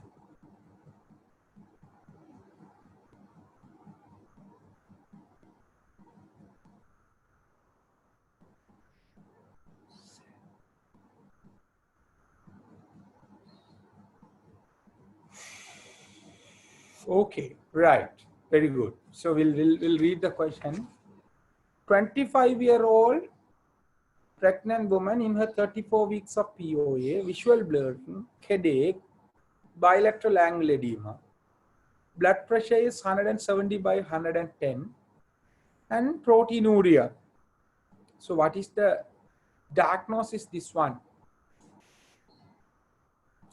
Yes, come in there. What is the diagnosis? Severe preeclampsia. Severe preeclampsia. Patient has elevated blood pressure, proteinuria with preeclamptic toxemic symptoms. Right? So this is called severe preeclampsia. It means next step is patient is going to have eclampsia. Patient is going to have eclampsia. Okay. So this 25-year-old woman admitted to you with two kind of problem here. One is elevated blood pressure with severe preeclampsia. In this situation, this patient has two life-threatening complications next. What are those two life-threatening complications? Intracranial hemorrhage. One is intracranial hemorrhage due to elevated blood pressure, and second one is eclampsia. So this patient has two life-threatening complications. Your management aim is to prevent those two complications, and you need to give the permanent solution from this complication. That is the definitive management. Why she developed this elevated blood pressure and the severe preeclampsia is due to placenta. So if you want to give the permanent solution for this complication, and the problem is to deliver the baby. So the delivery of the baby by cesarean section is going to be the definitive management. Now we have a question: until we deliver the baby, it takes time, maybe another half an hour. Within that half an hour, this mother might develop intracranial hemorrhage as well as fits. So you need to do some intervention to prevent that fits as well as the intracranial hemorrhage. Once you stabilize the patient, once you do some intervention to prevent this complication, you need to go for a cesarean section. Okay. So the next step is going to do some preventive measures for intracranial hemorrhage as well as fits and the cesarean section.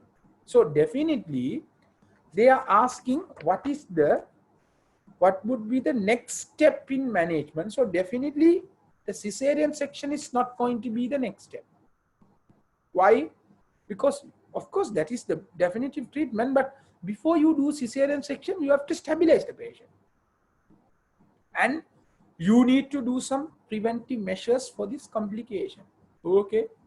So the cesarean section is not going to be the definitive management or the next step. So the next step is going to be the prevention of intracranial hemorrhage and prevention of eclampsia. So among these two complications, which one is too dangerous to the patient? Eclampsia or intracranial hemorrhage? Intracranial hemorrhage.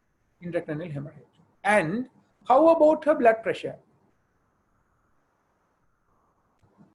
How about her blood pressure? Her blood pressure is 170 by 110.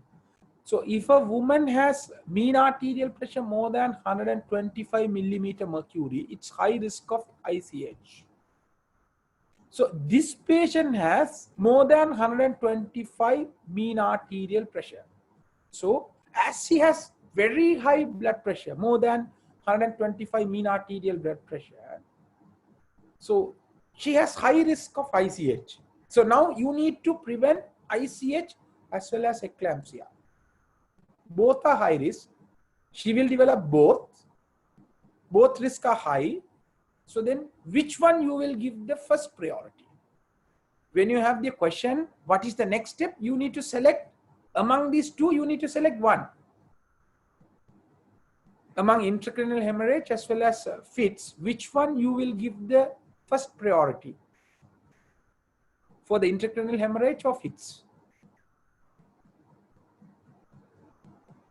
Antihypertensive. Intracranial hemorrhage. That is the first priority. Right? So what is the answer then? What is the next step then? IV labetalol. IV labetalol. That will be the next answer. Next step. But in clinical practice, I'm always telling, right? So we are putting two white bore cannula. One cannula we are starting the Maxalvet. Another cannula we are giving the IV labetalol, and we are treating both. But when you get the question like this, you need to select one answer, either Maxalfate or labetalol. Here, the labetalol is going to be the answer because that is a high risk. Right? So the same scenario, if blood pressure is 140/90, what is the next step of management? Maxalfates. Then Maxalfate. Because the mean arterial pressure is less than 125, the risk of ICH is less, but she's having impending preeclampsia. She's having symptoms, urine albumin plus, so then she will fits immediately. So then Maxalfate will be the next step. Okay. So if the patient got admitted with fits, blood pressure 170 by 120, what is the next step of management? Patient admitted with fits, history of fits or fits, blood pressure 170 by 120. What is the next step of management? Labetalol or Maxalfate? Here Maxalfate. Why is that? Because here we are giving Maxalfate as a treatment, not the prophylactic measure. If somebody already developed complication, first you treat the complication, then only you can do the preventive measures. So the Maxalfate first, labetalol second, if the patient develops fits. While we are doing the preventive measures for both, if mean arterial pressure is high, then we need to give the priority for the hypertensive. Do you understand what I'm telling? So should be very careful when you select the SBA, right? So without understanding, how can you select this one? So you need to go into the question, properly understand. And so almost 80% of students, most of the students select B, max sulfate, because everybody feed at preeclampsia max sulfate, preeclampsia max sulfate, preeclampsia max sulfate. This is the reason I'm telling don't memorize the answer. Right? Don't memorize the answer. If you try to memorize the answer, right? If you try, yeah, you are correct, lesson. Even knowing the stuff, it's difficult. So you need to think in a rational way, right? Rational way of thinking is the only way to pass the exam. So please, again and again, I'm telling, while I'm doing question, don't concentrate on the answer. Please concentrate how I am approaching the question. How I am approaching the question. That is the only way will help you to pass the exam. So even if you get a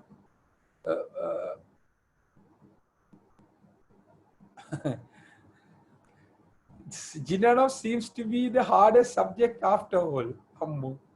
At least you understood now. Yeah, if you are really if you are not understanding the subject, it's going to be the hardest subject. But if you really understand, it's simple, because what I'm teaching is what we are practicing in the day-to-day practice. Right? This is how we are practicing in the day-to-day. The patient is coming, we are just thinking in a rational way. So if you try to do in a robotic manner, then what will happen? It will end up in maternal death.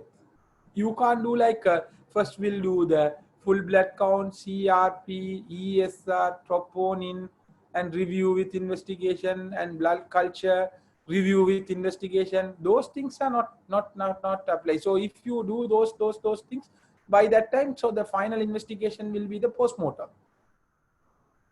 You order for the postmortem as well. Okay, so you most of the time we don't depend on the investigations. Clinicals, background knowledge, and the patient's problems, rational thinking, make a decision on that moment and do intervention.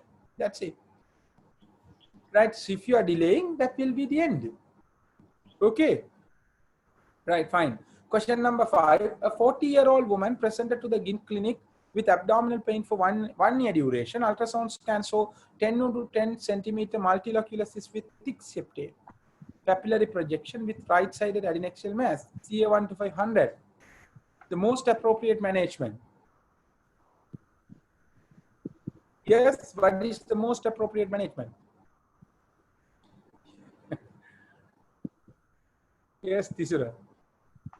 Yeah, because once you read this question, we know the diagnosis, right? So 40-year-old, right, abdominal pain, there is 10 into 10 centimeter multilocular cyst, thick septate, papillary projection, CA1 to 5 high. So the ultrasonic features as well as the CA1 to 5 suggestive of malignancy, right? So if you are suspecting the malignancy, then what we have to do is we have to do the CT. That will be the second option. The next step of management is going to be the CT. Do CT, stage the malignancy, arrange a multidisciplinary team meeting with the oncologist, gynae surgeon, gynecologist, palliative care nurse, right, and the radiologist. Then only you can plan the management. So here they didn't mention anything about the CT. They are asking what kind of management you are going to do. Yeah, we are doing the CT to assess the spread. Yes, right. So what kind of management? Definitive management we are going to do it. So if we are suspecting the malignancy, then we can't do salvingectomy or oophorectomy. We can't do like uterine preserving surgery. So if you are suspecting the malignancy, then we have to go for a staging laparotomy. That is the answer. So most of the people answered correctly. So staging laparotomy right salpingo oophorectomy and omental excision, right? Here, if as this confined to one side ovary and the capsula intact and thick septate, still we are believing it's not spread to the other side, right? But once you open, if you can see maybe some kind of secondary deposit or breaching of the capsule, then no point in preserving the other ovary as well as the uterus. Then you may have to do the TAH plus BSO.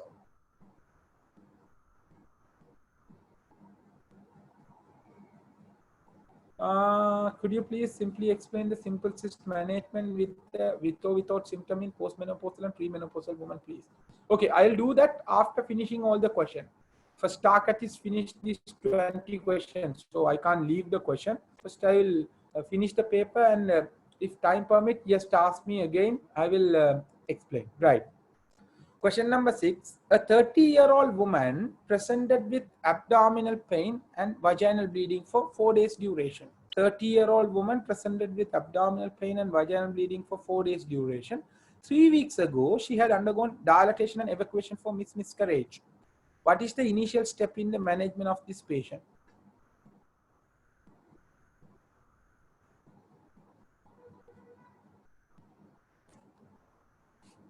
Yeah, answer.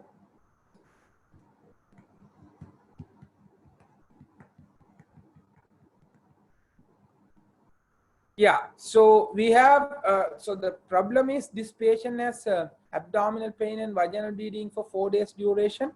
And 3 weeks ago, she undergone dilatation and evacuation for miscarriage, the initial step in management. So we have a confusion with 2 answers only, because this patient undergo DNE for the miscarriage. Still after 2 weeks, she developed pain. She developed pain and bleeding. So what is our worry is, it could be a retained product or it could be a trophoblastic disease. Those are the 2 possibilities. It could be a retained product or it could be a trophoblastic disease. Those are the possibilities. So first of all, to suspect whether it's a trophoblastic disease or retained product, what we have to do is, we have to do the scan and see whether the retained product is inside or not. Right? Right? Retained product to retained product or not. So then the ultrasound scan is the investigation of choice to do it. Right?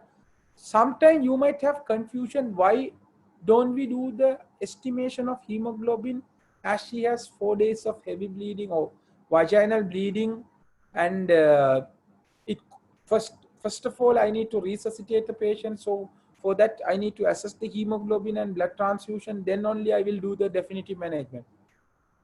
That is also possible. But here they didn't mention anything about the hemodynamic status, right? So she had a pervaginal bleeding. So obviously you have to do the full blood count to assess the hemoglobin. And also we have to do the ultrasound scan to assess the retained product. Those are the two steps. As they don't mention anything about the hemodynamic instability, and they didn't mention anything about the amount of bleeding either, they just mentioned the vaginal bleeding for 4 days. So if they mention heavy vaginal bleeding, passing clot for 4 days duration, then the full blood count will be the first option. As the informations are lacking about the bleeding and the hemodynamic instability, depend on this question, right? With the available information, the ultrasonography is going to be the answer. Why not bimanual examination? So what is the purpose of doing the bimanual examination for this patient first? Can't it be her next menstrual cycle in 3 weeks' time?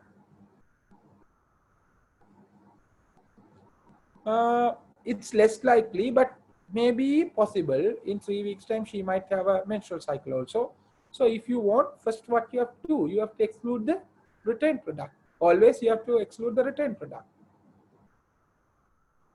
Is it possible for retained product to be present for a long? Yes, it's possible. So that's why I told you there might be two possibilities. One is retained product. Second one is trophoblastic disease. So in trophoblastic disease, from the retained product, there might be a proliferation and you can have a large product inside. So then again, what you have to do is you have to do the ultrasound scan, estimate hemoglobin, do suction evacuation, right? And send the histopathology for the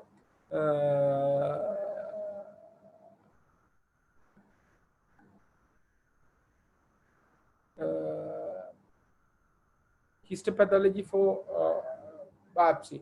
Yeah, so somebody asked intravenous fluid therapy. So again, the same explanation I told you.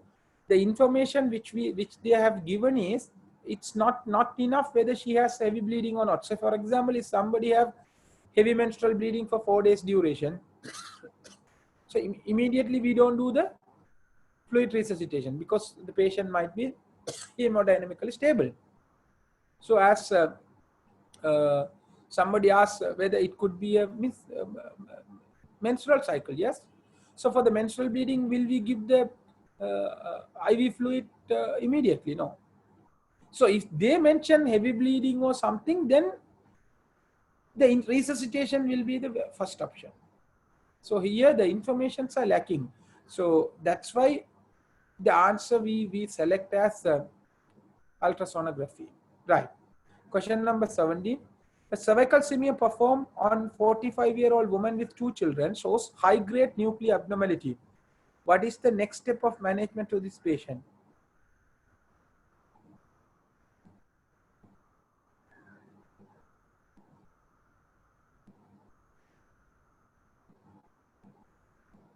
What is the next step of management?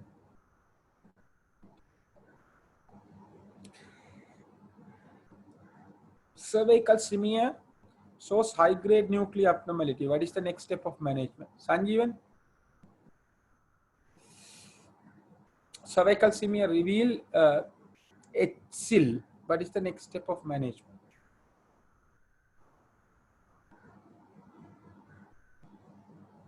Okay. So here it's cervical smear. So what is this cervical smear? Is a screening test. So your screening test reveal high risk lesion. So if screening test positive, what is your next step? You need to go for a diagnostic test. Confirmation test. Diagnostic test. So what is the diagnostic or confirmation test for cervical intraepithelial neoplasia? CIN. What is the confirmatory or diagnostic test for the CIN? Biopsy. Biopsy under Colposcopy. Because your pre-invasive lesions are preclinical. Macroscopically, your cervix is going to be normal. So you need to examine the cervix with the help of camera and with the addition of leucoladin and acetic acid. So if the screening test is HSIL, next step you need to do the colposcopy to exclude the HSIL or confirm your HSIL. Okay, so the answer is going to be B. Answer B. Perform colposcopy examination of the cervix. Question number 8. A 35-year-old woman married for 3 months duration, presented with dysmenorrhea and dyspareunia. Right? Ultrasound scan reveal left ovarian endometrioma 4 into 4 centimeter. Which of the following is most effective treatment option? So colposcopy include biopsy as well. Yes, of course. We just examine under colposcopy. If we can find the abnormal area, we have to take the biopsy, colposcopy and biopsy. Okay. So 35-year-old, married for 3 months, endometrioma 4 into 4 centimeter, which is the most effective treatment. Why most of the people are keep quiet? Is it a difficult paper? I don't think it's difficult paper.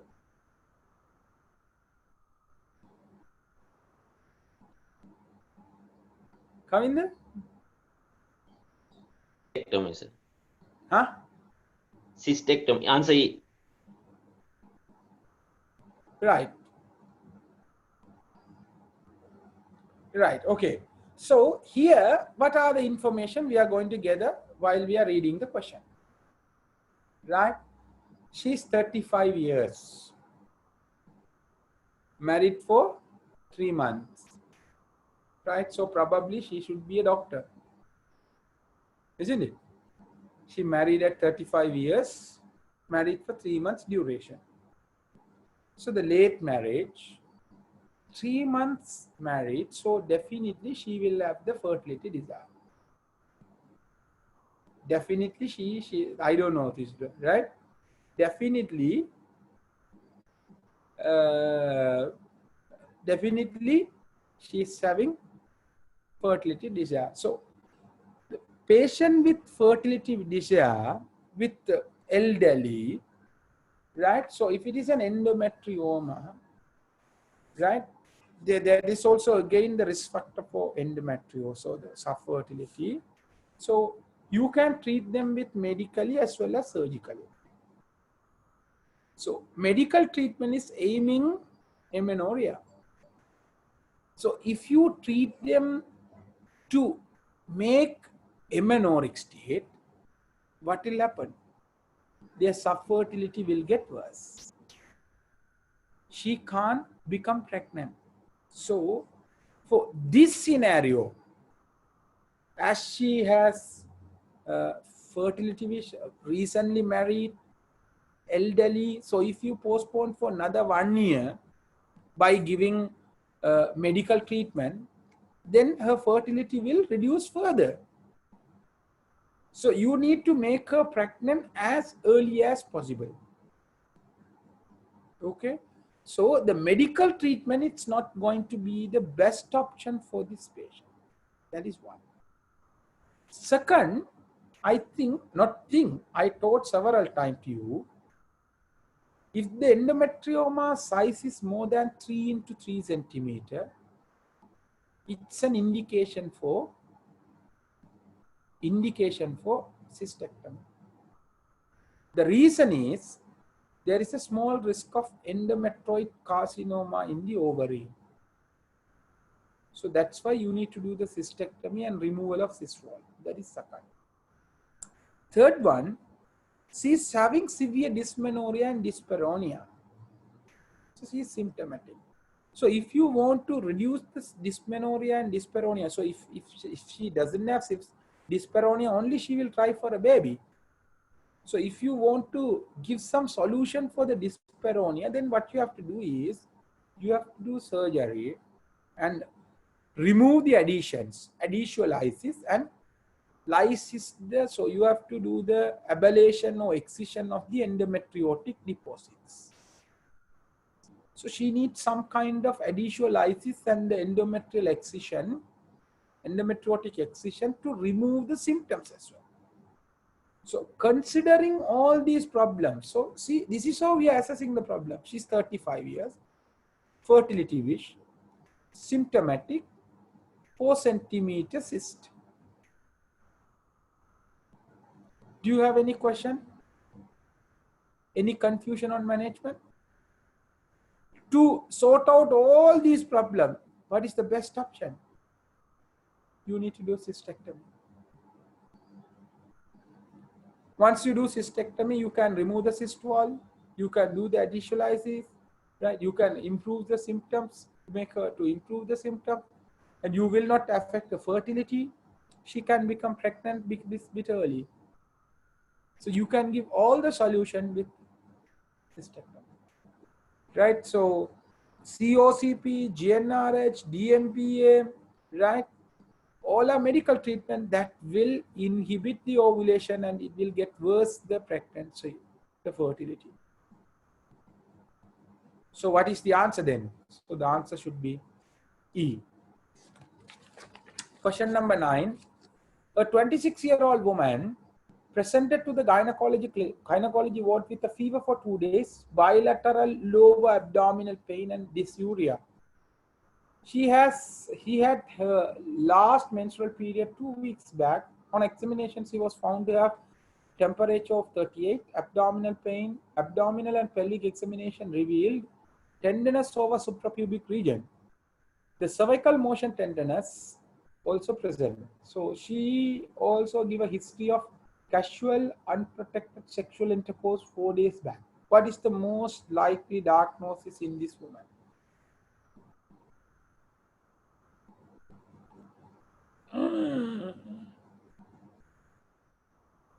What is the most likely diagnosis? Yeah. Are those past paper questions? Yes, of course. These are past paper questions. Your ERPM past paper questions.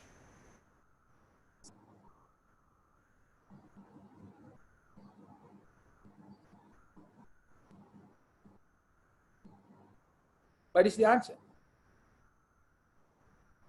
So simple, no? So because if you read the question, so she's 26 years, fever, bilateral lower abdominal pain and dysuria. So somebody thought it's a UTI. Okay, I'll tell what is the reason for the dysuria. And so LMP was two weeks back, and she's febrile and tenderness in the suprapubic region as well as the cervical motion tenderness. So it's all the features suggestive of pelvic inflammatory disease. So if it is a pelvic inflammatory disease, then you might have a kind of a question whether it's acute PID or chronic PID. So she had a unprotected sexual intercourse 4 days back. So obviously it's a PID. So the PID, acute PID, could be due to chlamydia or maybe Neisseria, right? So those are the common organisms. So now, as you have low abdominal pain, cervical motion tenderness, so somebody asked why can't it be a Trichomonas vaginalis? So how can you exclude the Trichomonas vaginalis and acute PID? So you should know why you are excluding the Trichomonas vaginalis.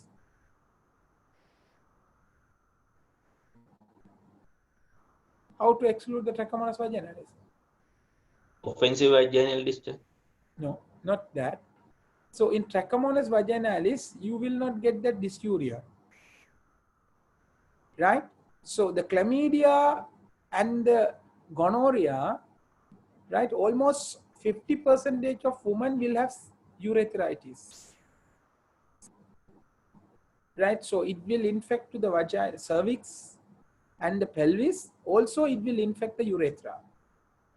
They will have urethritis, gonococcal urethritis and non-gonococcal urethritis. Those are common with gonorrhea as well as the chlamydia. So that is the reason they are having dysuria as well. So this is acute PID, probably due to gonococcal or maybe due to chlamydia. So less likely to be due to Trichomonas vaginalis infection. Okay, so you need to know why you are excluding the other causes as well. So the answer for this question is the acute pelvic inflammatory disease. Right. Question number 10. A primipara is in premature labor at 34 weeks. During the second stage, the fetal heart rate drops to 100 beats per minute. And CTG shows type 2 deceleration. The head is 2 cm below the ischial spine, direct occipital anterior position. The pelvis is adequate. What is the best management option? What is the best management option?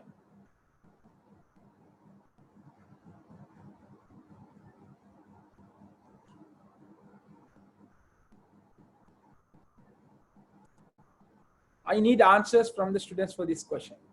What is the best management option? Neville-Burn forceps. Some say Rickley forceps, some say vacuum, some say Neville-Burn, whatever. Okay, right. So here, a primary mother right? And premature labor at 34 weeks. So if it is 34 weeks, the vacuum is contraindicated. Preterm delivery, vacuum is contraindicated. Only you have to go for a forceps delivery. Second stage, fetal heart rate dropped to 100 and CTG shows type 2 deceleration. So as it is second stage, with the fetal distress, you need to expedite the delivery, the expedition with the instrument or with the cesarean section. So you don't need to do the cesarean section to this patient because it's fully dilated. So you can go for instrumental delivery. So among the instrumental delivery, obviously the vacuum delivery can't be done to this patient because it's 34 weeks, right? The head is 2 centimeters below the ischial spine and direct occipital anterior position, right? The pelvis is adequate, but it's the management option. So how can you classify the instrumental delivery? So the instrumental delivery can be outlet deliveries, low cavity deliveries, mid cavity deliveries, and the high cavity delivery. So what you understand by outlet, so if you can see the fetal or presenting part of fetal head without separating the labia, that is outlet, right? So the baby is set below the +2 station, that is low cavity forceps.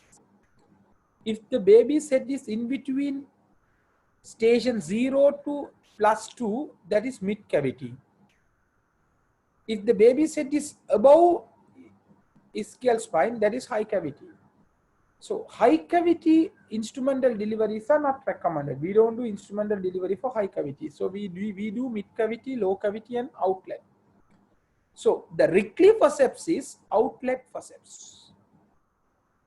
So it means if you can see the baby without separating the labia majora, only you can apply the Rickley forceps. Neville band, Simpsons are low cavity forceps. You can use for the mid cavity as well as low cavity. The reason is this Rickley forceps has short arm. So if it is outside only, you just put and pull the baby. But if the baby is inside, low cavity, the Rickley is not enough. The length is not enough. Then if you can't put the Rickley forceps for the low cavity or mid cavity, only for the outlet forceps. So here they have mentioned the baby's head is 2 centimeters below the ischial spine. So the station is +2. So if the station is +2, what is the cavity, this one? Mid cavity. Mid cavity, right? No, not mid cavity. Below ischial +2 station is the low cavity. 0 to +2 is mid cavity. So this is a low cavity. So the delivery should be done by the lower cavity.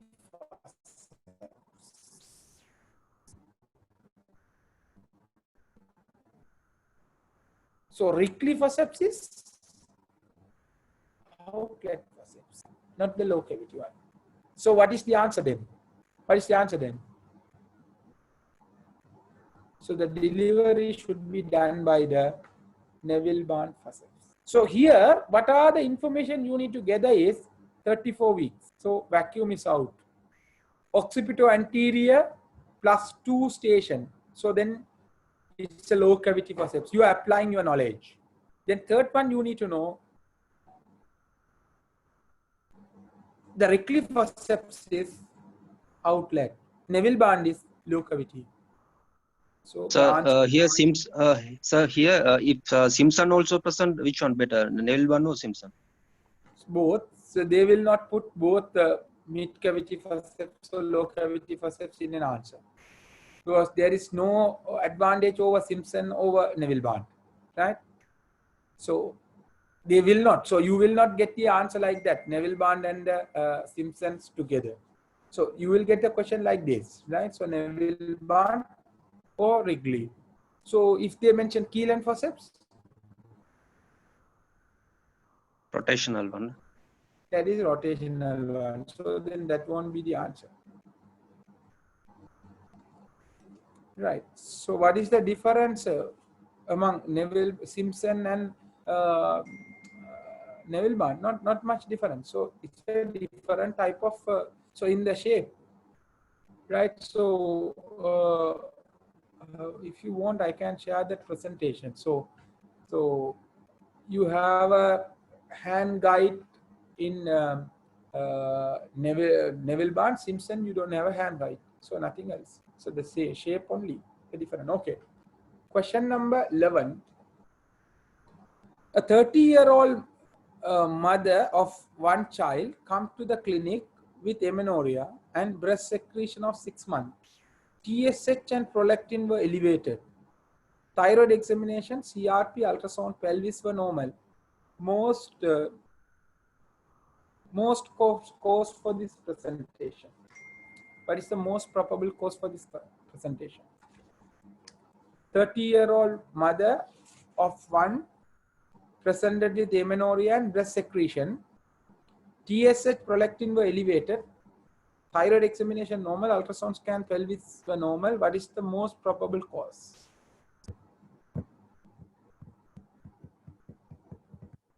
Lactational amenorrhea. So how can you explain the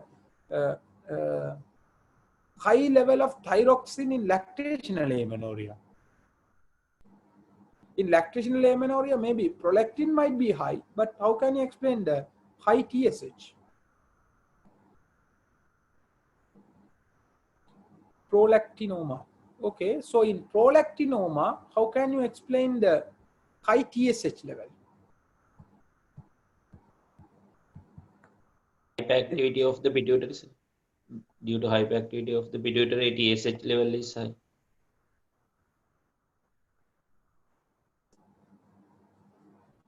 No, the answer is hypothyroidism.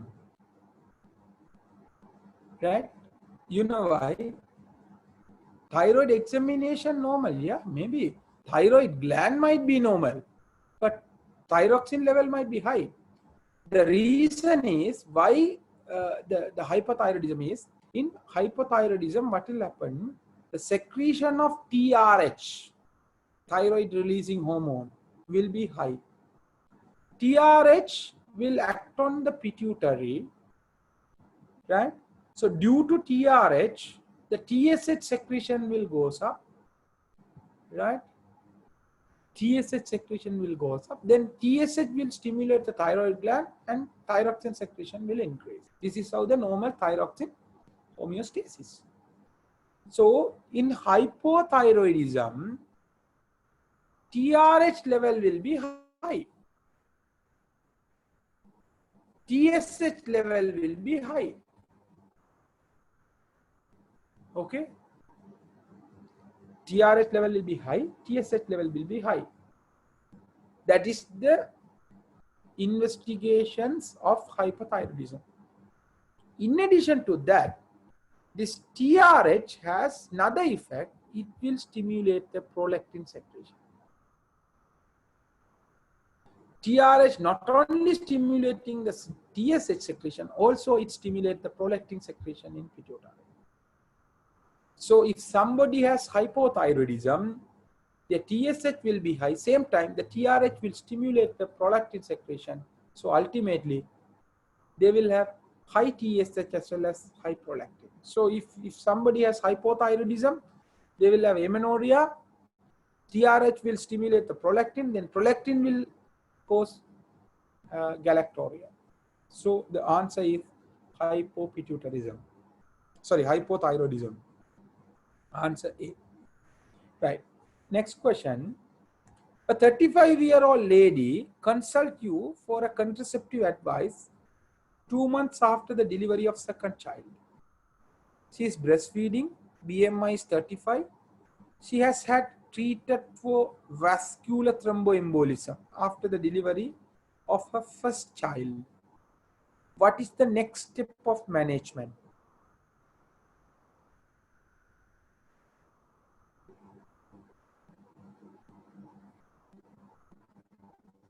What is the next step of management? This paper is very easy, but you need to think in a rational way. What is the next step of management? Yes? Come on. What is the answer?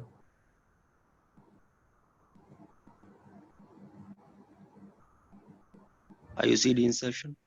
IUCD. So why not PTINR?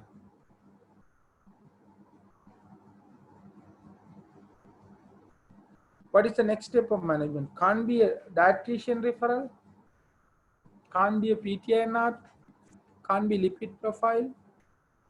Can you give OCP?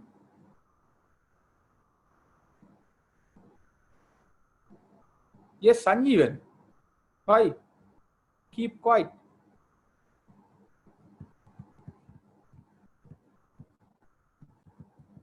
Right here, 35-year-old lady for the Sir, contraceptive. is it because local acting, sir? Yeah, of course. So somebody say it's PTINR. Is it correct? Next step is PTINR, then only you have to put the IUCD.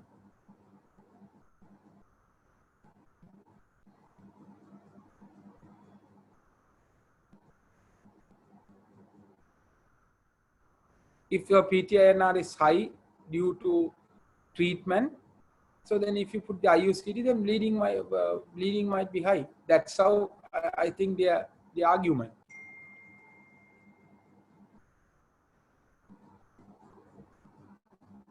Now, here you need to read the question carefully. 35-year-old lady consult you for a contraceptive advice for 2 months after the delivery of second child. She's breastfeeding. Her BMI is 35. Treated for vascular thromboembolism after the delivery of her first child.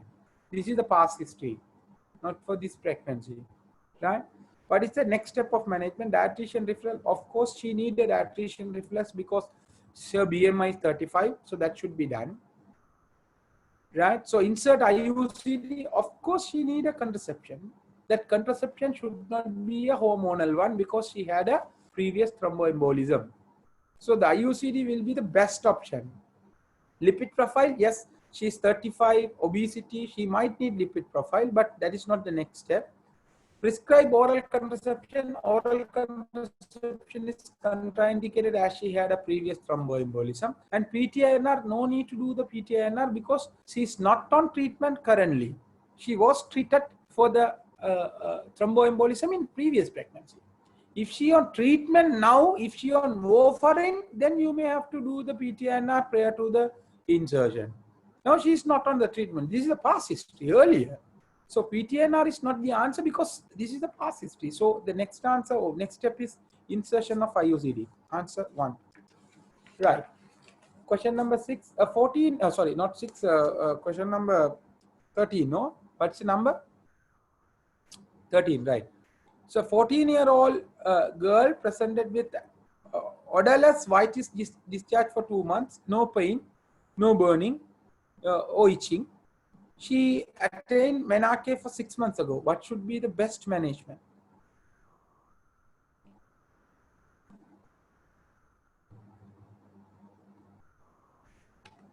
Oh, sorry, I missed one question. No, I didn't miss. Yeah, it's a simple, straightforward question, right? No, so 14 years, odorless vaginal discharge, no pain, no itching, right? No burning pain or no itching. So she attained menarche 6 months ago. So it should be a physiological discharge. So it can't be an infection, right? So it should be a physiological discharge. So the answer is reassure that it is a physiological. So Right, here, so here can't we think about candidiasis? So in candidiasis, what are the symptoms of candidiasis? Yes, lesson symptoms of candidiasis. No itching, no? Yeah, the symptoms of candidiasis is vaginal soreness and itching and curd-like discharge. But here they have mentioned no itching, no pain, right? So then it's unlikely to be a candidiasis. So it should be a physiological, right? Fine. Question number 7. So to 14, 60-year-old woman came with cervical smear which shows atypical squamous cellular pattern. So almost same question as we did earlier. Atypical squamous cellular pattern. What is the next step of management? So actually, as a undergraduate students, you don't need to know about the ASCUS. ASCUS is atypical squamous cellular pattern, right? So the ASCUS also has two type of ASCUS, as in the cervical intraepithelial neoplasia, low grade ASCUS and high grade ASCUS. So the management is same as the cervical intraepithelial neoplasia, right? If it is low grade ASCUS, you don't need to do anything. You can repeat it in 6 months time. If it is a high risk, high grade ASCUS, you need to do the colposcopy. But for the undergraduate level, in this question, they didn't expect you to know about the low grade ASCUS as well as the high grade ASCUS. So if it is a ASCUS, what is the next step? Obviously, you need to do the diagnostic test. That is your colposcopy. Answer is A. 55-year-old woman who has undergone vaginal hysterectomy and anterior colporrhaphy for third degree prolapse, presented with blood in the urine. The urine output is normal and the temperature, blood pressure and pulse are normal. What is the most likely cause? What is the most likely cause?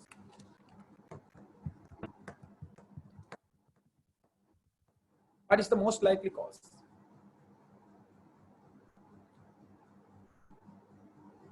Yes, Shahil?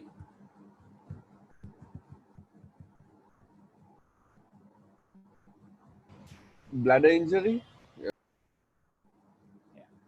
So that would be the most likely cause for this presentation, right? Because they have done the vaginal hysterectomy and the anterior colporrhaphy for the third degree prolapse with blood in the urine, right? So the hematuria for the UE prolapse surgery as well as the anterior colporrhaphy. So the urine output is normal and temperature, blood pressure, pulse rate, everything is normal. So most likely to be a bladder injury. This injury can be a blunt injury or maybe a cut injury. Both can be possible. So while you are pushing the blood up, you are giving the pressure over the bladder mucosa. So it could be a blunt injury as well. So then they might have the hematuria with other parameters are normal, right? So when you come to the ward working as a house officer following hysterectomy, sometimes patient might have hematuria. So then we are assessing all these parameters to look for any other causes, right? So it's looked like a bladder injury. So the answer is B, right? So the next question, a preemie mother is admitted with a history of sudden onset of abdominal pain and moderately severe bleeding at 34 weeks. She is pale, blood pressure is 80/60, pulse rate is 110, abdomen is very tender on palpation, there is no uterine contraction, fetal heart rate is 130 beats per minute. The fetus is in cephalic presentation. The head is engaged. What is the most appropriate treatment?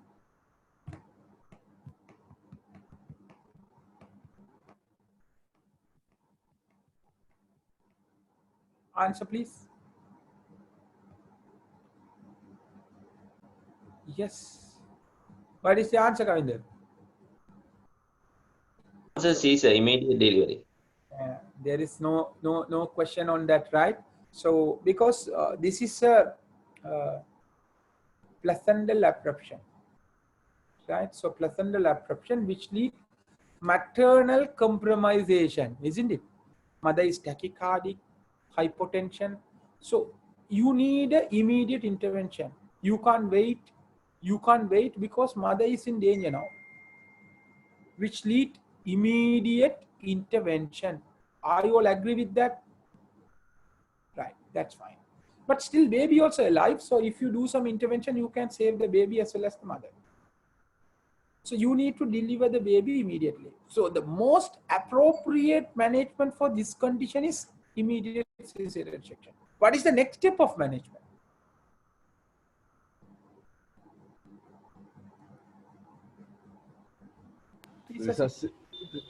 Resuscitation. So you need to read the question carefully. So if they ask what is the next step of management, resuscitation, which include IV cannula, IV fluid, blood transfusion. So the preservation of blood, all are coming under resuscitation. So if they ask what is the next step of management, among this answer, cross match of 6 pints of blood and platelet will be the next step. Before cesarean section, you have to do that next first. Do you understand, Sanjeevan? Then resuscitation. So the resuscitation including the ABC, airway, breathing, circulation, IV cannula, preserve blood, IV fluid, blood transfusion, stabilize the patient, then do cesarean section. Okay. Here they asked about the most appropriate management. They didn't ask about the next step. So definitive management is the delivery. You need to deliver the baby to save the mother as well as the baby. That's why answer is C. So question number 16, answer is C. Question number 17. A patient with diabetes mellitus attend the antenatal clinic at period of amenorrhea of 13 weeks. She has not been regular treatment. The next step in management is, I know you have class at 9:45, so I'll finish this paper. We can, I guess, only three more questions now. Right. Patient with diabetes mellitus attend to the antenatal clinic at period of amenorrhea of 30 weeks. She has not been on treatment. What is the next step in the management?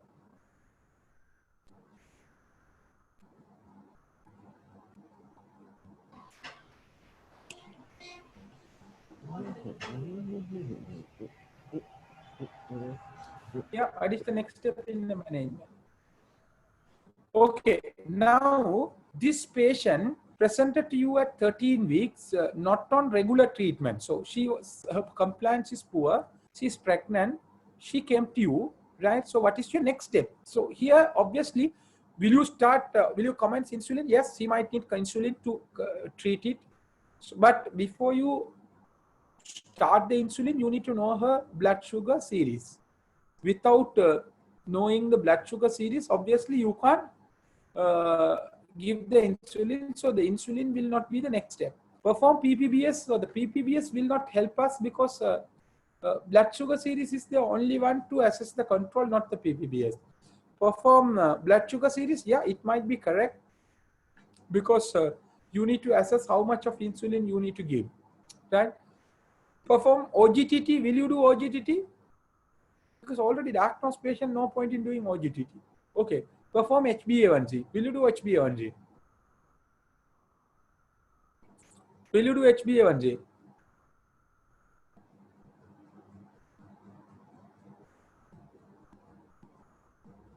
That's for pre-existing diabetes mellitus, right? Yeah. This is a patient with diabetes mellitus. This is the pre-existing diabetes. So the pre-existing diabetic mother presented to you with the poor control of poor compliance. So what is your first step? I have told you 5 components. What are those 5 components? Assess the suitability of pregnancy. Second, disease optimization, drug optimization, end-organ screening, and the counseling. So here the patient came to your first booking visit at 13 weeks. Obviously, you need to control the diabetes. Before you control the diabetes, you need to check her suitability. So you might ask, will you offer the termination if HbA1c more than 10? No. Sometimes we might offer or we might alter the management, but as she's a chronic diabetic patient, not on regular treatment, the next step is to assess the suitability. That is the first step. Then treat the disease. There is no question on that. Right? So once you start treatment, then you can assess the suitability. So the next step is going to assess the suitability. So then what is the next step of management to this patient? What is the next step of management to this patient? Is HbA1c. Do the HbA1c, do BSS, right? So you can argue HbA1c will not help. Yeah, of course. But when we have a SBA, what is the next step? Assess suitability. Then disease optimization, drug optimization. Then your endocrine damage. Do HbA1c, blood sugar series, retinal assessment, renal assessment, right? Adjust the dose, adjust the drugs. Then only you can plan your management. So the answer is HbA1c. E. Question number 18. A 25-year-old primary mother with twin pregnancy is transferred to the labor ward. She has delivered the first twin without any complication 1 hour ago. Abdominal examination revealed the second twin to be in transverse lie. Right? Transverse lie. The lico content is reduced and there are uterine contraction. On vaginal examination, cervix is fully dilated and membranes are absent. The heart rate is 140 beats per minute. What is the most appropriate management?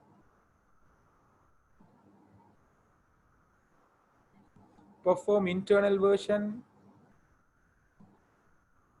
ECV.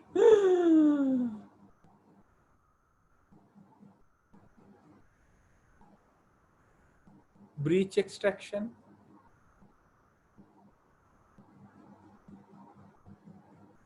Bridge extractions. Now the baby is in transverse lie. Okay, now the baby is in transverse lie. So after first twin delivery, right? So what you have to do is, if you have to assess the fetal lie and presentation.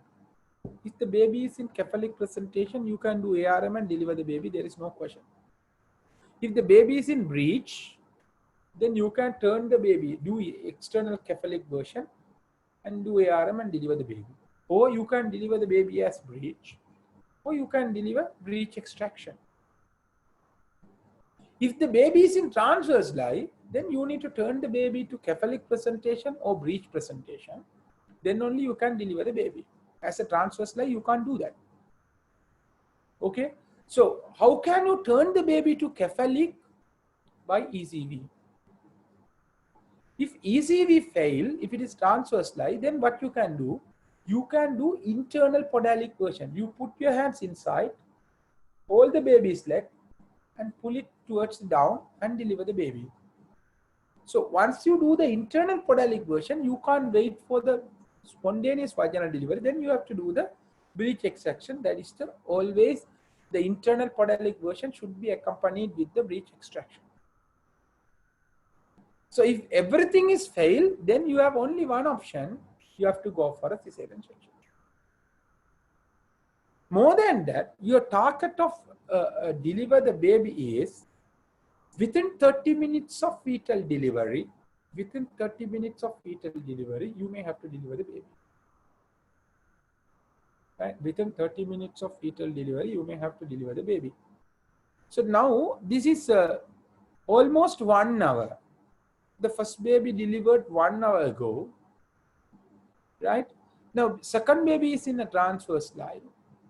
Uterus is contracting, already delayed, and uterus is contracting. Lico has been reduced.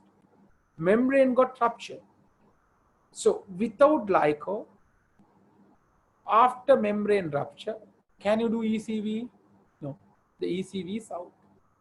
So now you have only one option. Either you have to do the internal podalic version and breech extraction, or you have to go for a cesarean section. For the internal podalic version even, you need lico to hold the baby and deliver it. Right? Now, the lico content is reduced. In addition to that, it's almost 1 hour and uterus is contracting. With reduced lico, when the uterus is compressing the baby, if you hold the baby's leg and pull downwards, then what will happen? Fetal tissues will get damaged. Do you understand what I'm telling? So if you have lico, so then if you hold the baby with the membrane, so then with the water, baby will turn without any damage. Now, Lico has reduced because membrane got ruptured, the uterine wall is compressing the baby. In addition to the uterus is contracting further, already delayed. So with the contraction and compression, can you pull the baby downwards? You can't do that. So the internal podalic version also, it's not an option for this patient. So then what is the only one option is available to deliver this baby? Cesarean section. Right? So you need to read the question carefully and find out the problems. Almost prolonged labor, that is 1 hour, less lico, uterus is contracting, right? Uterus is contracting, membrane rupture.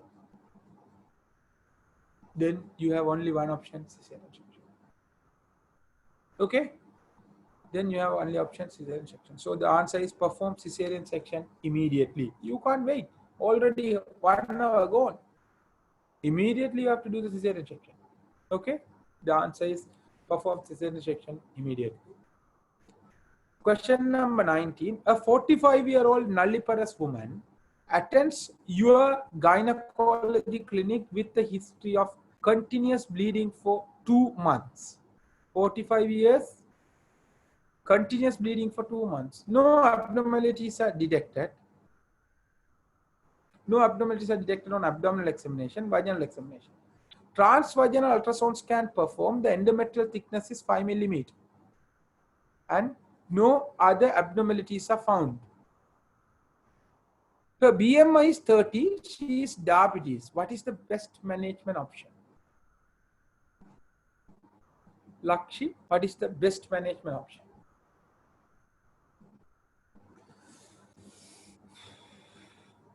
Without having the tea break, doing a one paper is difficult, no, Sanjeevan?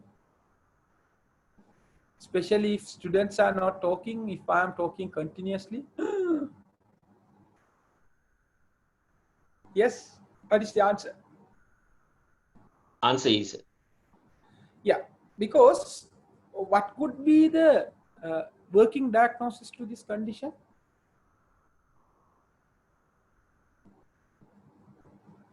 What could be the... Sorry? You're correct. You're correct, Kavinder. DUB. Yes, dysfunctional uterine bleeding. You are correct because she's 45 years, right? She's having heavy bleeding. The history is normal, examination normal, vaginal examination normal. Nothing they couldn't find. Everything is fine, but still she's having bleeding, right? So only thing you want to exclude, is there any problem in the endometrial structure? So in that case, how can you exclude that? You need to take the biopsy. You have to have a look on the endometrium, and if you have any suspicious area, you need to take a biopsy. Then you can exclude the endometrial cause as well. So if you exclude the endometrial hyperplasia or malignancy, right? Once you exclude everything, you couldn't find any cause, but still she's having bleeding, that could be due to endometrial dysfunction. That is called dysfunctional uterine bleeding. If it is a dysfunctional uterine bleeding, how can you treat them? You need to stabilize the endometrium. How can you stabilize the endometrium? You have to stabilize with the progesterone. So how can you deliver the progesterone to stabilize the endometrium? You can give oral progesterone or local progesterone. Among local and oral, which one is good? The local is good because which has less side effect when compared to oral.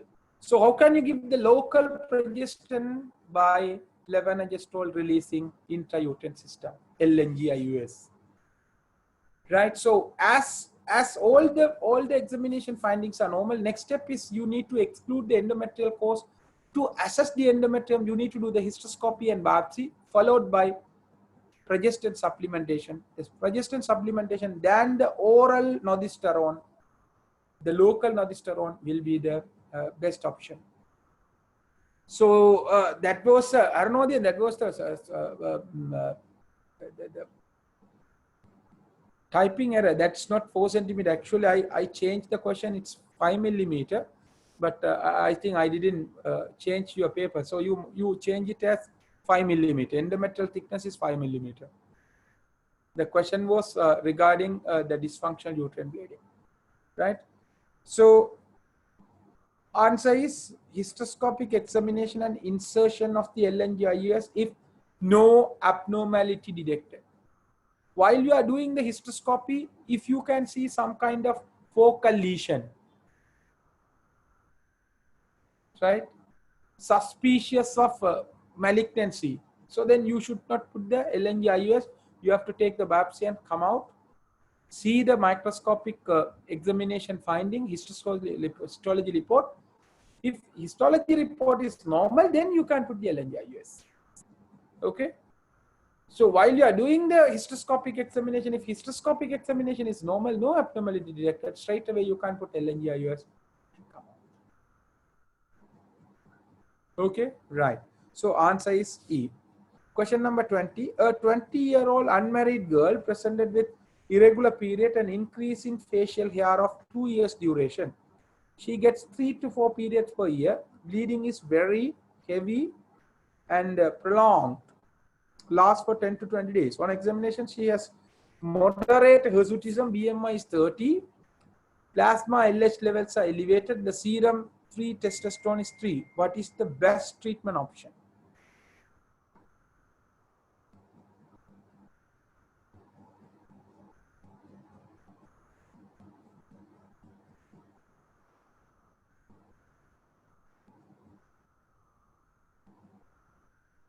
What is the best treatment option? She's 20-year-old unmarried. That is the first thing. And she's having hirsutism. And also she's having oligomenorrhea. Right? She get 3 to 4 periods per year.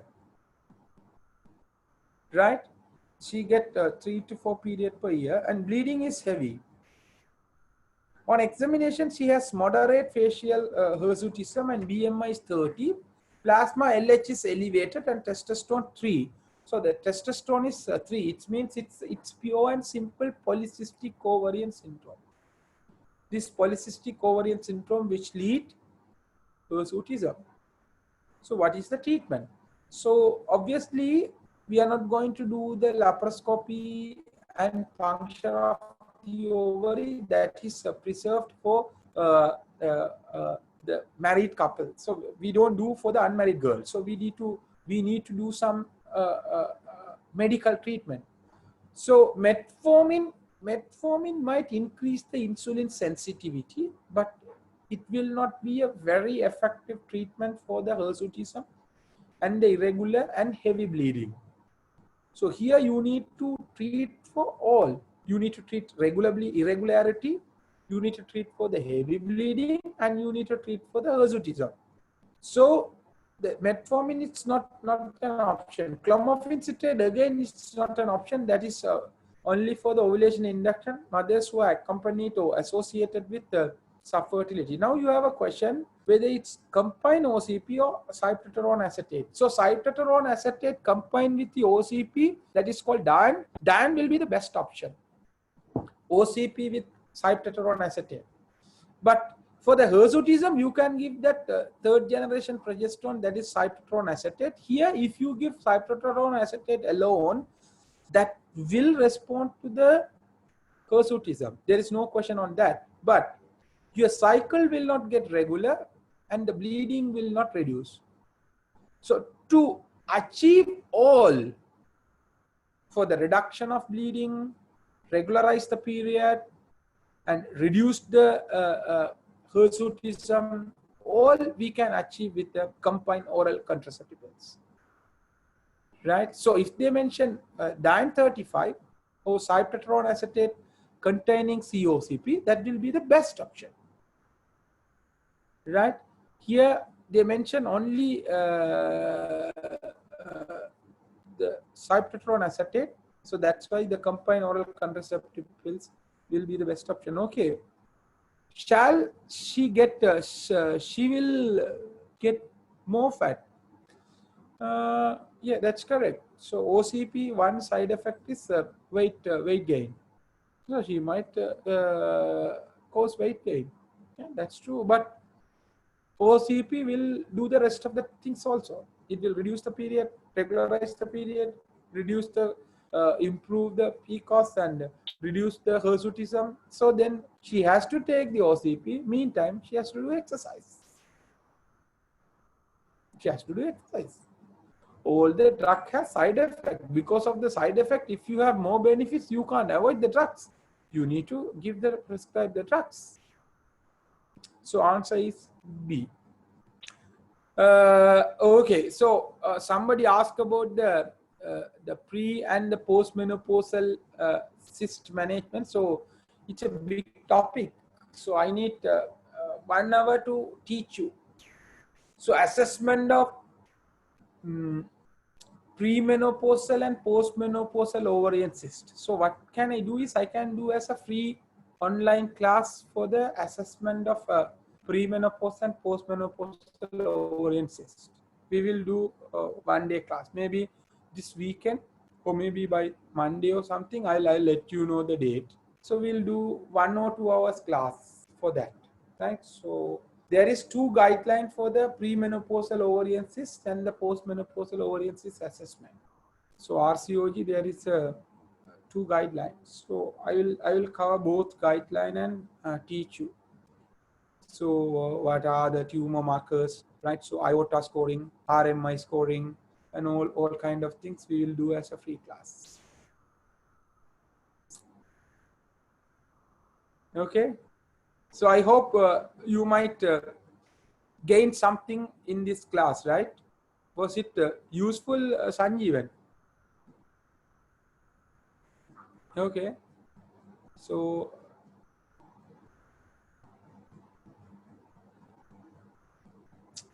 we will have a next free class by next week, right? Okay. So we'll have a breakfast. Okay. Thanks a lot. So the class is over, right? Yes, yes. Yeah. It's over. Okay. Do you have any And, question? You can ask. no. Yes. Okay. No, sir. So we'll meet today evening, right? So in topic wise revision, 6th class by 6:30. Thank you, sir. Okay. Okay. Good luck. Yes. Yes, Tusha.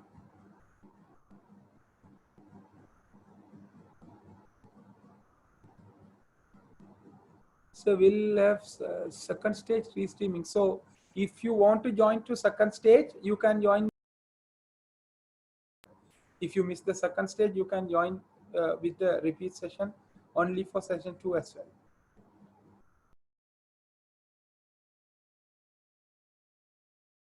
Thank you, sir. So, Yes, Sanjeevan. in assessing the blood sugar control, HbA1c and the blood sugar series, which one is better? I'm talking about the question which we had. There is no question on that. To assess the blood sugar control in pregnancy, right? Always you have to do BSS. You can't assess the blood sugar control with HbA1c. HbA1c is not an option for assess the blood sugar control in pregnancy. There is no option. Only you have to do the blood sugar series. Now the question is, what is the next assessment? Will you do the BSS first or HbA1c first? So this patient is a non-diabetic patient with a poorly controlled and poor compliance, came to you first time. What is the first step? Will you check the previous status or will you check the blood sugar series now? That is a question. So this question is a bit different. So you are not doing the HbA1c to assess the blood sugar control. You are doing the HbA1c to assess the previous blood sugar control, not the current one. So you are going to do the BSS to assess the now. Now, how is the blood sugar now? And you can assess the need of insulin. That is the second step. First, you just check the previous control and assess whether it's okay to become pregnant, right? Whether it's okay to become pregnant, then only you can decide whether she can continue the pregnancy, whether she will have high risk to develop congenital abnormality and things, then only you can proceed with the pregnancy. Okay, that's why we gave the HbA1c for that patient. So don't confuse it. This HbA1c will help you to assess the blood sugar control. That is not the meaning. Only BSS only we are doing for the HbA1c. Somebody asked, is ERPM is a competitive exam, so everyone who passing mark 45 will pass. It's not competitive exam. For the theory, if you get more than 45, you will pass. There is no question. But what I'm telling is, in the Viva, if 400 students or 500 students are sitting for the exam, out of 500, there might be 250 intake for the internship. So in that case, the students who got the top marks will get through the exam. Sometimes you might do very well. You might get 55 marks also, but you might fail. The fail in the sense you will not select into the internship program. That's what I told. So for the theory won't be a problem. Everyone will pass. There is no question on that. Okay, when will be the emergency class for restreaming? Tomorrow 12:15 we will do the class for restreaming. I'll put in the group today. So just before you Yes. leave, the same question, sir. So you do the HbA1c, and before you commence insulin, will you do blood sugar series? No, it's like that. So if the patient comes to you in a clinic, we will send the blood for the HbA1c and we'll do the blood sugar series. Then after 24 hours, we'll start the insulin and adjust the dose according to that. This is how the practice. So what is the next step? Will you do the BSS and after that will you do the OGT, HbA1c, or first you will do the HbA1c and do BSS? When it's coming for the SBA, then you have to think in that way.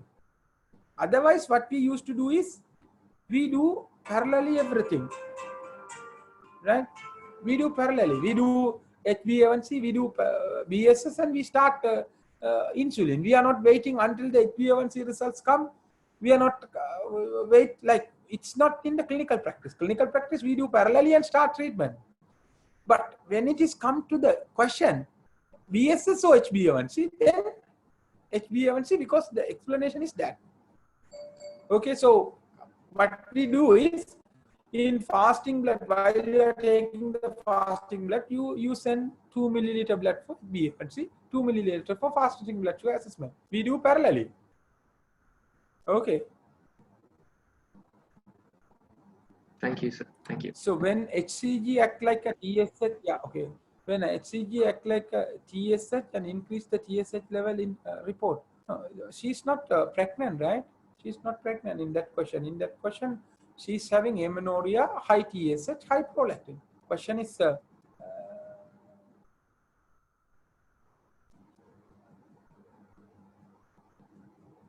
question is different. What is that PIH restreaming class? I don't know what is PIH restreaming. Only our course.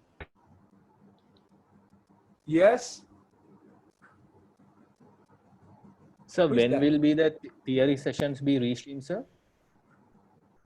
No, this is not going to be the restreaming. Actually, this is going to be the hybrid session for the students who missed the class. So the new resistance, right? So that is starting on Thursday evening 6:30 next week. Not this week, next week.